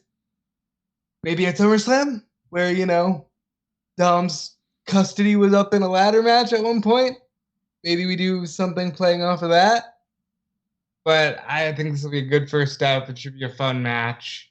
It'll be interesting to see how they work together as opponents and what Dom brings to the table on a really big stage where it's all about you. You're not hiding behind the Rhea thing or the Finn thing or Edge or Ray. It's all, this is your moment. What are you going to do with it? And I'm excited to see what he does. So I'm interested to see how the match goes. This is a real opportunity for Dominik to prove himself on a big stage against the guy who has trained him and knows him the best, really. So if he can't, it's one of those things that obviously people should be having great matches with Rey Mysterio regardless, because he's Rey Mysterio and he's great. But if you're his son and you can't have a great match with Rey Mysterio, then I don't really then that wouldn't reflect well on him. But I'm assuming that this match will go very well. I think Ray should win because like the whole story should be, and I think it's just the first part of a story that should continue on for several months moving forward into some kind of mask versus hair match or some scenario like that.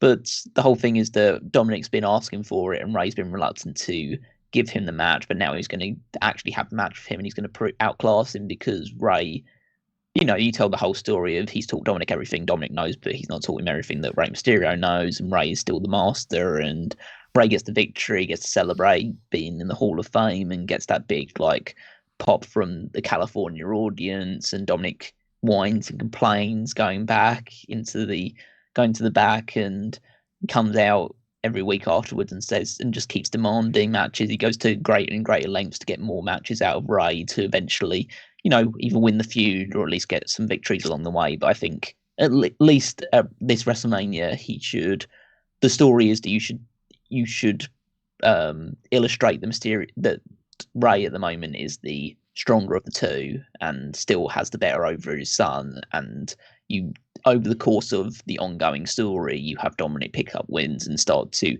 get onto the level of his father. I like the idea. Easy way to do it is both ways. I mean, no matter what, we're all in agreement. This should continue. Yeah, it needs to. This is just like the starting out, because I think it's a smart way of doing it, because they could have just rushed to the mask versus hair match or something similar on this show. But realistically, and I know every WrestleMania should just be big match after big match after big match, but this is still a decent match with one of the better feuds going into it. And it means you can save that bigger match to be a more of a effective draw for a smaller show. So I think that's the best way of going about it. So this is one of those WrestleMania things where it's not the end of the story; it's the start of a fresh one moving out of WrestleMania. So I'm going Dom. Callum's going Ray.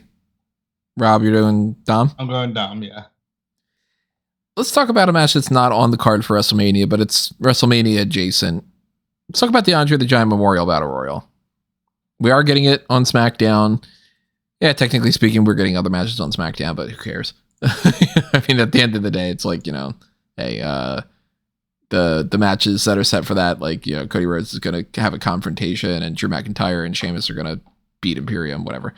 Who do you think's winning the Andre the Giant Memorial Battle Royal, and do you think that this is going to lead to another match? Because I know that some theories that are going to be out there are that Bobby Lashley wins, and then that leads to something, or that he loses in preparation to Bray Wyatt interfering, and then that becomes Bray Wyatt's going to fight Bobby Lashley. But Lashley's in here, and they were building a match against Bray Wyatt.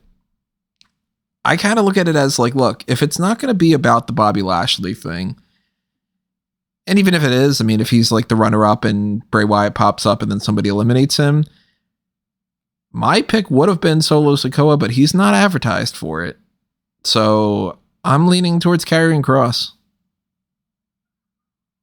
I do think it will lead to Bray Wyatt. I'd prefer Wyatt to come out after and have Lashley just win. But at the end of the day, seeing as they do nothing with this trophy anyway, Bray Wyatt comes out, LA Knight eliminates Lashley, LA Knight wins the Andre the Giant Memorial Battle. It'd be another one of my main options.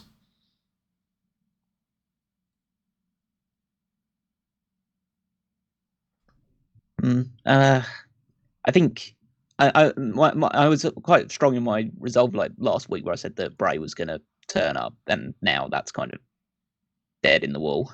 I think that in terms of what this means for Lashley going into this match, I mean, Lashley's going to be one of the favourites for the Andre. Does that mean Bray's going to get interfere, or Uncle Howdy's going to interfere? Maybe Uncle Howdy interferes and we have the match for Uncle Howdy instead. Maybe Uncle Howdy wins. Well, they have 28 people currently listed, and in the past they've been like, it could be 20, it could be 30, it could be 50, it could be whatever the fuck, it doesn't really matter. And there's obviously lots of people on the roster that aren't listed on here, like a Shelton Benjamin or Akira Tozawa, or I don't think Madcap Moss is on. No, he is on there. Santos Escobar's in the match, and so is Joaquin Wilde and Cruz del Toro. Like they could theoretically have somebody like Santos win, even though I think he's going to be involved more in the Rey Mysterio side, and they could have Damian Priest win because he's the only guy in Judgment Day that's not doing anything in Mania right now. But I think he's just going to interfere too. So. I'd be alright with Priest winning. I've kind of narrowed it down to 3 options in my head, which is Lashley wins because he's the biggest star in the matchup, realistically, or the most credible guy in the match, or Bronson Reed because he's big. He's big. And so it just seems like his type of match to win. And then the other one, I had it in my head. Who's the other one? I think it's not not LA Knight or Cross. No, it wasn't LA Knight or Cross. It was someone else that I was thinking of. Boogs? Corbin? No, not Corbin. Boogs? No, not Boogs either. Boogs is the one they would go through if it's some sort of like comedy guy winning. But there was actually like someone that I thought. Well, the current breakdown for anybody who really quickly wants to know. Actually, Shelton Benjamin is listed on here. So it's Escobar, Joaquin Wilde, Cruz del Toro, Mace Mansois, Carl Anderson, Luke Gallows, Shelton Benjamin, Cedric Alexander, Angel, Humberto, Ashanti De Donis, Top Dollar, Johnny Gargano, Dexter Loomis, Butch, Ridge Holland, Dolph Ziggler, Mustafa Ali, which, by the way, I like the Positive Ali thing. That's funny. Rick Boogs, Elias, Xavier Woods, LA Knight, Bobby Lashley, Karrion Kross, Baron Corbin, Bronson Reed, and Madcap Moss. Those are the names that they've put on the graphics. Tommaso Ciampa could return. Maybe they give him the win like that. There are a couple people that aren't listed on there that are on the roster, and they could put like a random NXT guy like Cameron Grimes could you randomly pop up and just be like, look at that. We're giving him a boost, To the moon, you might say. I'm trying to think who the other person was, because I just I had three people in my head. You know? Now Woods is already king of the ring. He doesn't need this as well. It could be like a returning Matt Riddle. It could be. I doubt it. I mean, I highly doubt it too. But like, they could do something like that. Have somebody pop up and do that. Robert Roode's been out of the mix. AJ Styles is injured. Obviously, Tozawa's just not booked. Big E, I don't think carrying around a giant statue of. Oh yeah, Loomis is a guy they could definitely give the win to. That's the other part of this too. Is, I mean, we have gotten years worth of establishing. Just because this could mean something does not mean that it does. And even though in my perfect world they should have made this a thing every year, they've made it very clear the people that win the Andre the Giant Memorial Battle Royal are not necessarily always people that they want to push. Sometimes they give it to Mojo Rawley just because they want to have Gronk in there. Sometimes they give it to Matt Hardy just because whatever the fuck, I don't know. Maybe he's a tag team partner with Bray Wyatt now. So you could be looking at a scenario where even though we've got Lashley and LA Knight and Karrion Kross and Damian Priest and these different people that are big enough names that they should be in the running, they could very easily just go, we're going to give it to Shanky because that would be funny. But they could also give it to somebody who's not listed on here that I think is kind of interesting. Shinsuke. Oh, I thought you were going to say someone else that I have now remembered as the person that I thought should win. That guy who isn't listed, but I think should definitely be looking at it on the comeback trail. Solo Sikoa. Oh, I already mentioned him before. Like, he would be my pick for sure, but he's not listed on there. So I assume if they aren't putting him on there for that, then it's because they don't want him to lose, you know? Shinsuke must be done, surely. Like, Shinsuke's like he's clearly on the way out. You have to think at this point. There's no reason why I haven't used him for this much time because he wrestled in Japan several months ago, and it's like we haven't seen anything from him since that point. I just kind of think that they're just letting his contract wind down and he'll just go, either retire or go back to Japan. Yeah, it could be the case. I highly doubt that he's going to win this match. A string of Japanese flag emojis, which I guess he did what? Tweeted a string of Japanese flag emojis, but it seems like that might have been in relation to the World Baseball Championship or something. Yeah, I'm not seeing anything on his Twitter that's like, I'm hurt, or hey, it's WrestleMania season, yay. Yeah, like everything just seems to be pointing towards, because mainly the reason why I think these are going is because it's just been so quiet around him. There doesn't seem to be anyone really. We bring it up every now and again because it just feels a bit odd that he's been away for so long, and especially after the match he had with Muta. But it's a case of, well, there's not really that much people talking about it, so maybe he's just quietly being phased out rather than making a big song and dance over it. So, that's where it currently is. Like, if he came in and he won this, then I thought, that'd be quite interesting. I wouldn't have any faith in it leading to anything substantial down the line. But, yeah, probably not. So realistically, I'm kind of the mindset of I'm kind of okay with Shinsuke just going back to Japan and being treated like a god on his return. Because at the moment, because realistically, he's done what he's probably going to ever do in WWE. They're never going to push him towards the world title again. So, yeah, I think that one doesn't hold that much interest for me beyond the fact of, okay, we get to hear that music again. That's fun. Now, if I'm booking this, and of course, if I'm booking Mania would look different in a lot of different ways. But if somebody said, look, it's Tuesday afternoon right now when we're recording this, you just got a job with WWE. What's your idea of what you want to do for Mania? And you don't have any more information. Like, I mean, we don't know what's going on with the Bray Wyatt situation, why that was something that they decided to just shoehorn in there and then put zero effort into and then just completely drop off again. Whatever is happening with Wyatt, I don't know. If they don't tell me that information and I'm just booking blindly like what I am right now, what I would be suggesting to them is I want Solo in the match. And I want Solo to last eliminate Bobby Lashley. Because I want the bloodline to look like they could beat both Sami Zayn and Kevin Owens and Cody Rhodes leading into WrestleMania. Solo winning the Andre the Giant Memorial Battle Royal isn't the same thing as, like, you know, capturing a championship or something, but it at least puts the bloodline in a whole thing where it's like, look, see, we've got all the belts. We even have the Andre trophy now. Solo gets a spotlight because he's not got a match at Mania. If Roman and all them split, maybe Solo stays on that side. Maybe he doesn't. You got the option of, well, Solo got the job done at Mania.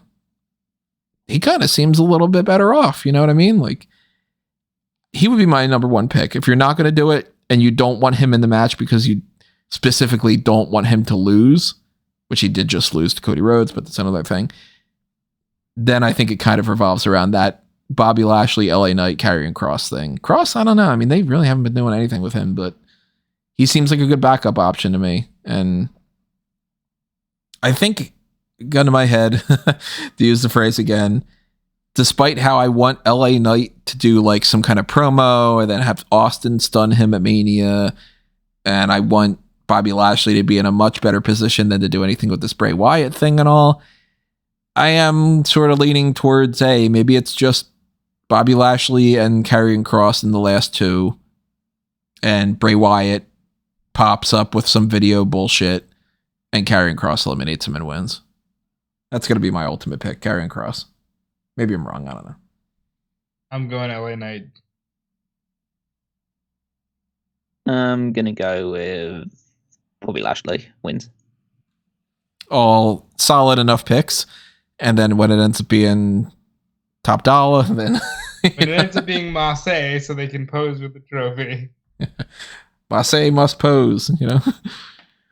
So that is something that's not technically a part of the Mania card, but going back to some of the other stuff that does still actually have a spot on Mania, we do have Omos against Brock Lesnar in a story of, can he do those two moves?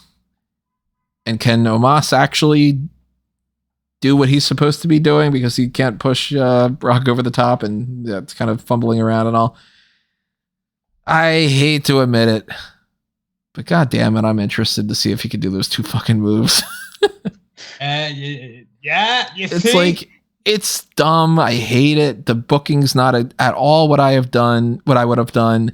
I do not think that this is a good spot for Brock. I do not think that Omos is worth all this. But if you're going to do a 5-minute match with Brock, hey, at least you're not wasting what could have been, you know, like if you didn't like pull like the Gunther thing and do a 5-minute match instead. The Gunther, Sheamus, and Drew McIntyre match is going to be great. And Brock's going to, I don't know, he's going to F5 Omos, and people are going to go, hey, look at that. If he can get Omos up, yeah, that's just impressive. Justice. This is in the spot of what previous WrestleManias had things like the Body Slam Challenge and all. Go ahead, Cal. I mean, I think that they are doing the best with what they got, which is a lumbering giant and a smaller rabid beast that is just going to be there to hit him with a German suplex, maybe two if he's feeling motivated enough, and then the F5, and then it's over. And you know what? It's there. This is fine. It's like not really something that I'm going to go back to. I probably will see it on constantly on WrestleMania rewind packages moving forward as like their new, you know, Hogan slamming on Dre moment. It's like he got this giant man up on his shoulders and he threw him down onto the mat and he pinned him. Yay. But yeah, is it a waste of Brock? Probably. Would Brock only probably wrestle 5 minutes anyway? Yeah, probably. So it may not be the best 5-minute match that Brock's ever had, because Brock's had a great match at WrestleMania 34 with Goldberg over which was like 5 minutes and one of the best 5-minute matches. That was easily one of the best 5-minute matches I've ever seen. Yeah, so I don't think Omos will deliver the same level, but you know, you're only there to see that moment, and it's there for the people to clip it on YouTube or put it on Vine or something like that to just see that moment of Lesnar slamming him down. Vine, fucking hell! That I was just gonna say Vine. You're going back in time. Jeez. TikTok, Vine, okay. Meta. Yeah, I'm over 30 years old. Like, I'm allowed to just come up with that stuff. But these kids today with your MySpaces. Yeah, these people with their friends reunited, putting all their stuff on there. Not gonna make the giant go boom, and it's gonna be good. What else do you need? I'm excited. Yeah, as I say, it's different. I think that if every match in WrestleMania was like this, then it would be terrible. But I think the fact that there's a lot of like matches that are just going to be great wrestling matches, and then this is more of a freak show anomaly, I think that helps it stand. That's to its benefit that it's that different. So Brock will win. It'll be fine, and we'll move on. And thank fuck this is not for a title. Because that was always one of my biggest complaints was like, why are you putting the thing on Brock and wasting the championship? If this would have been like, we're going to split the titles and it's going to be Brock against Omos, isn't that an interesting title match? I'd be so mad. But no, this is just a 5-minute segment that's going to be probably, I'm assuming, night 1. And that way Brock can go home and not even bother to show up at night 2. And I wouldn't blame him. I would. I still just think like, hey, just hang around, man. Come on. Like, do you hate everybody that much? It's crazy. But he wants to go home and get on top of his life, as he said in many a post-match or post-fight promo in the UFC. Well, that's almost everything that we got, but we do have one more match to talk about, and that is the main event of night 2. Cody Rhodes going up against the undisputed WWE Universal Champion, Roman Reigns. Cody's won the Royal Rumble. He's got the story. He's going to finish this story.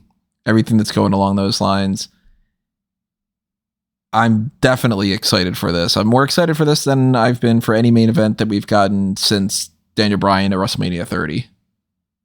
I think the match is going to be solid. I think that the drama about it's going to be even better. And I'm really just like, okay, do the thing that needs to happen. Put the belt on Cody. Last time I was this excited for a WrestleMania main event match was probably when we were in the build to the first Roman Brock, when it really felt like, oh my God, they're just going to crown Roman and he'll be the new guy and go. And that's exactly how I feel here. Is he a little older than he should have had to be to get the spot? Yes. But crown Cody, do the right thing, let all the pyro that has ever existed in the state of California explode, and tears, and we need Brandy in the front row. We need Pharaoh. Pharaoh should be in the entrance. Like, this needs to be Cody Rhodes' night. It doesn't matter. Anything else doesn't matter. The weird, sick, twisted people that think, well, Roman Reigns should hit 1,000 days. 1,000 days of what? Of nothing. None of this matters. Like, he didn't actually, he's not actually proving his dominance over the great wrestlers of time. And 1,000 days, for the people that are arguing that, still doesn't beat Bruno. So, and it never will, because Bruno's at like 1,400 or something. Cody Rhodes wants so badly to be the top star. In the most pure way that you could ever imagine, a wrestler just wanting to be the man. Let this man do his thing. He's way more organically over than I could have ever imagined, specifically with kids, which, I think is going to help him a lot in the long run, because it's not just the smart fans with their Bullet Club shirts. In fact, those are probably the ones that are kind of like sour on this because they just wanted Sammy. I have not been so excited to just see a happy ending at WrestleMania in so long. And if they don't fucking do it, for whatever stupid reason they could ever give, because they want to wait till the Garden, because they want to wait for 1,000 days because there's more money in dragging it out. No, the smart thing to do is and Cody Rhodes accomplished his dream and won the Royal Rumble and won the main event of WrestleMania. He did it for Dusty. He did it for Dustin. Cool. And who the hell would have ever thought that the guy who started AEW was going to be the guy to beat Roman Reigns? Yeah, not at all. Going back in time a couple of years ago when, geez, yeah. Yeah, I mean, I'm excited for the result of this match. I can't say that I'm super as thrilled about just the match itself because I'm not as into the Roman walk and talk spectacular that all his matches have kind of become recently. I'd say just flat out, it's not even the World Championship match that's going on this weekend that I'm most excited to see in terms of just the in-ring side of things. So, but it's gonna be a sports entertainment match, and it's gonna have a lot of shenanigans. The Usos, Solo Sikoa, Paul Heyman, probably Owens and Zayn coming out, and referee bumps and low blows and chair shots and all of this other stuff just to, build up to that inevitable victory where he just keeps kicking out of like 10 spears or whatever, and Roman kicks out of 5 crossroads, and that's the whole story they'll tell until Cody finally gets the victory. So I'm looking forward to the result happening and then what that spirals off of and the celebrations with Cody getting the victory, because that is 100% what should happen. But yeah, as a match, I think it's going to be more of a spectacle than a bell-to-bell like 5-star classic. It'll be a big moment. It's a moments match. So, and I think these two are as capable of delivering that style of match at the highest level than pretty much anybody right now. So yeah, Cody gets the victory. We end the night happy. Does Cody bleed? Yes. He should. But I think you know what they're like. I think he does. I don't think he bleeds like profusely, like he, obviously he's not going to blade and do that, but I don't think we're going to see him like bloody face doing that. I think he's just going to happen to have like, maybe Roman caught him with like one of the punches, but there's a slight cut above his eye or, one of those kind of deals. He should blade, because otherwise it's the idea that he's got either he blades or he has to get color the hard way, and so it's just safer to blade. But that's what this company doesn't like, to throw their blood and guts around on this thing. But it's I think if there was ever a time for blood and guts, it's this match. Yeah, and I'd say that Cody has enough pull that he'd get away with doing it, and so does Roman. So I could also see Triple H being like, "Hey guys, this isn't on the table, but if you find yourself in a position where, I don't know, I'm going to look the other way." You know what I mean? Like, I can picture Triple H. You're saying that in a way that Triple H is booking this match. Like, it's Paul Heyman that's booking this match. Well, I mean, if it would be Paul, then he would just be like, I'm just going to say it out loud. I'm not going to even bother. He'd be like, well, why don't you blade? Just kind of. Yeah. But, I expect this to be, like you said, Callum, this is one of those spectacle match of the year types. If they give the good win, and obviously if they're not like botching like crazy or anything like that, this will be one of those ones that's going to be like, this is one of the sentimental greatest things that happened in 2023 in wrestling, even if the match itself is not on paper fundamentally just like, move by move as good as some of the other things. Like, I do still expect like Gunther, Sheamus, and McIntyre to be able to put on a better between the ropes spectacle, but this is the psychology side of it. Yeah, as I say, it's a spectacle match, and there's going to be a lot of in-ring talking, a lot of bad mouthing, and that stuff. So that works for Roman, and that's Roman style match. And because the crowd is so into Cody, it's going to just carry it through the weight of the audience reaction. Let's just tell the truth here. Every spear matters, because there are people who genuinely believe that, Roman's going to win. If they do that, man, we're all gonna be like so sour. Oh, if Roman wins, I'm like, I don't even know if I'll be on the post show, but if I can be on the post show, I will absolutely be furious because Roman Reigns does not have any business winning here. 1,200 days without getting pinned is long enough. Yeah. And he's not going to break any significant records if he holds it to 1,000 days. And that's the only justification people can really have to have him win is that number. And the number doesn't matter. No one cares about that number. No one cares about the number that he's on right now, realistically. Beyond the fact that it's been a long reign and we know it's been a long reign with him on top. So that's enough really to make people think that it's time for a change. We want Cody to be the guy moving forward. So the people that think that Roman's going to win either just like pure anti-Cody Rhodes or just think that Roman is the greatest thing that's ever happened to the wrestling business, which, he's definitely a positive, but he's not the best thing that's ever happened to the wrestling business.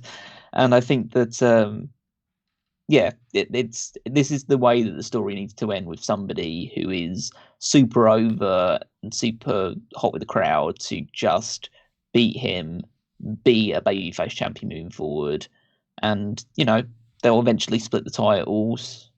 They'll have a champion on Raw and have a champion on SmackDown, and Reigns will be champion again soon of one of those brands. So I think that you have to capitalize on this moment in the way that you didn't capitalize on Sami Zayn moment. Yeah, there's just no excuse. This is the third WrestleMania for Roman Reigns in this title reign. There's no reason. First of all, it was arguably a sentimental enough story that Edge, came back from 10 years off to win the title on the same night that he had to give it up. But they didn't even go with that. They didn't go with Sammy. They didn't go with, Cena. They didn't go with anybody that you could have gone with through the years. You have to go with this one. This is the one.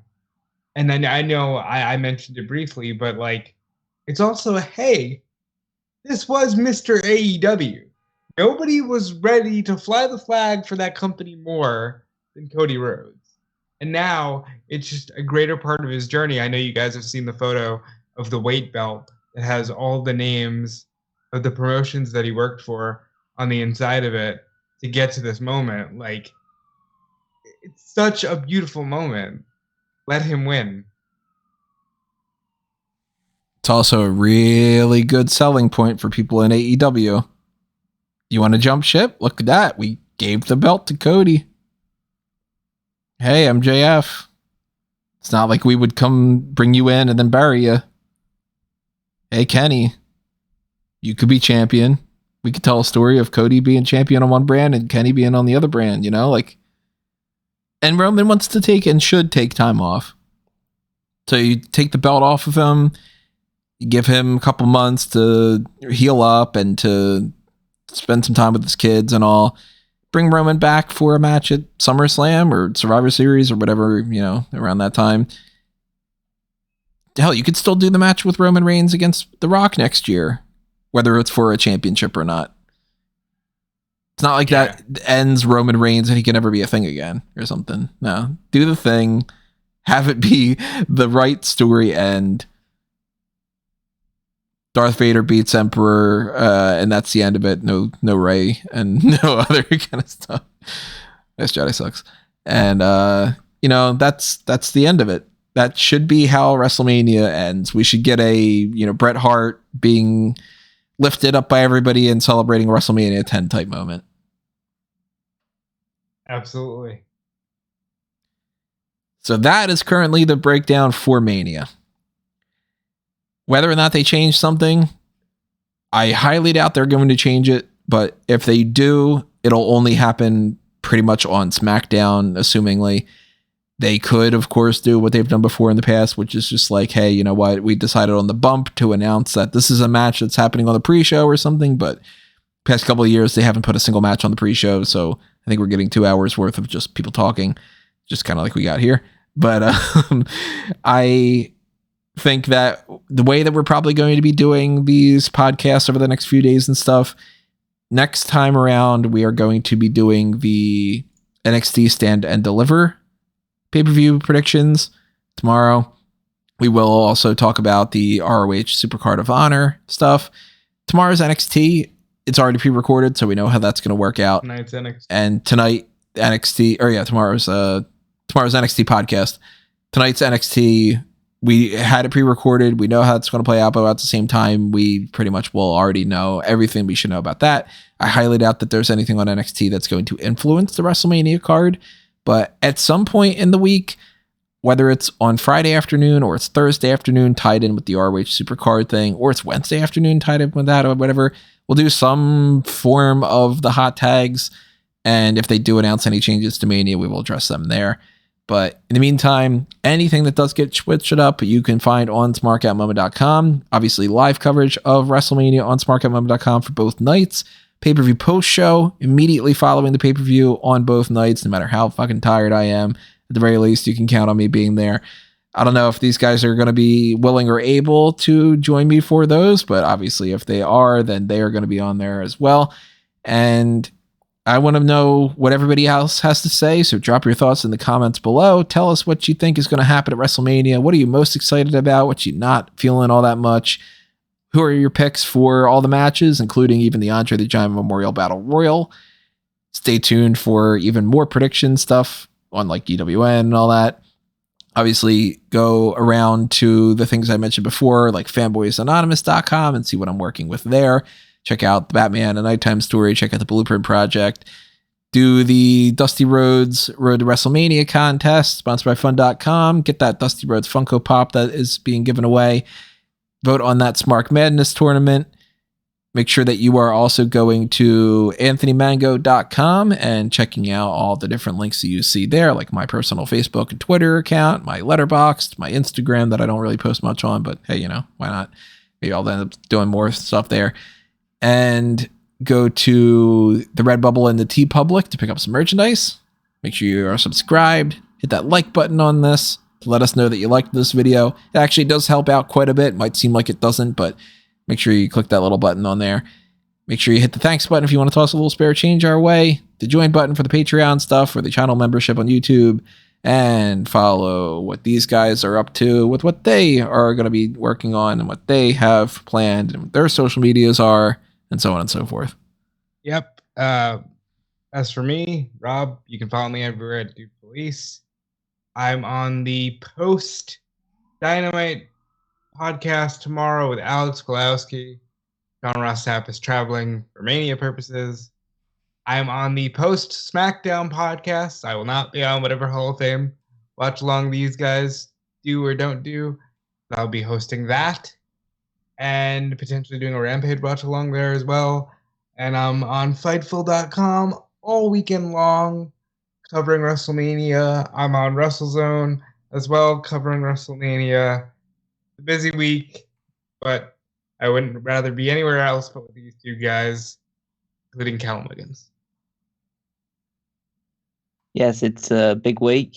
You can follow me on Twitter at Wigmeister14. And yeah, it's a kind of a round off conclusive week for my things over on Smark Out Moment, which is the power rankings. So it's the end of the 2022-2023 season there. You'll see the final people that have been ranked leading into WrestleMania, and then the results of WrestleMania will kind of set the tone for the following season there. So make sure you tune in for this next edition, the final edition of this season of the power rankings, see what the final league table is like, who gets onto the final power rankings of the this quote unquote year, and then moving on to next year's one.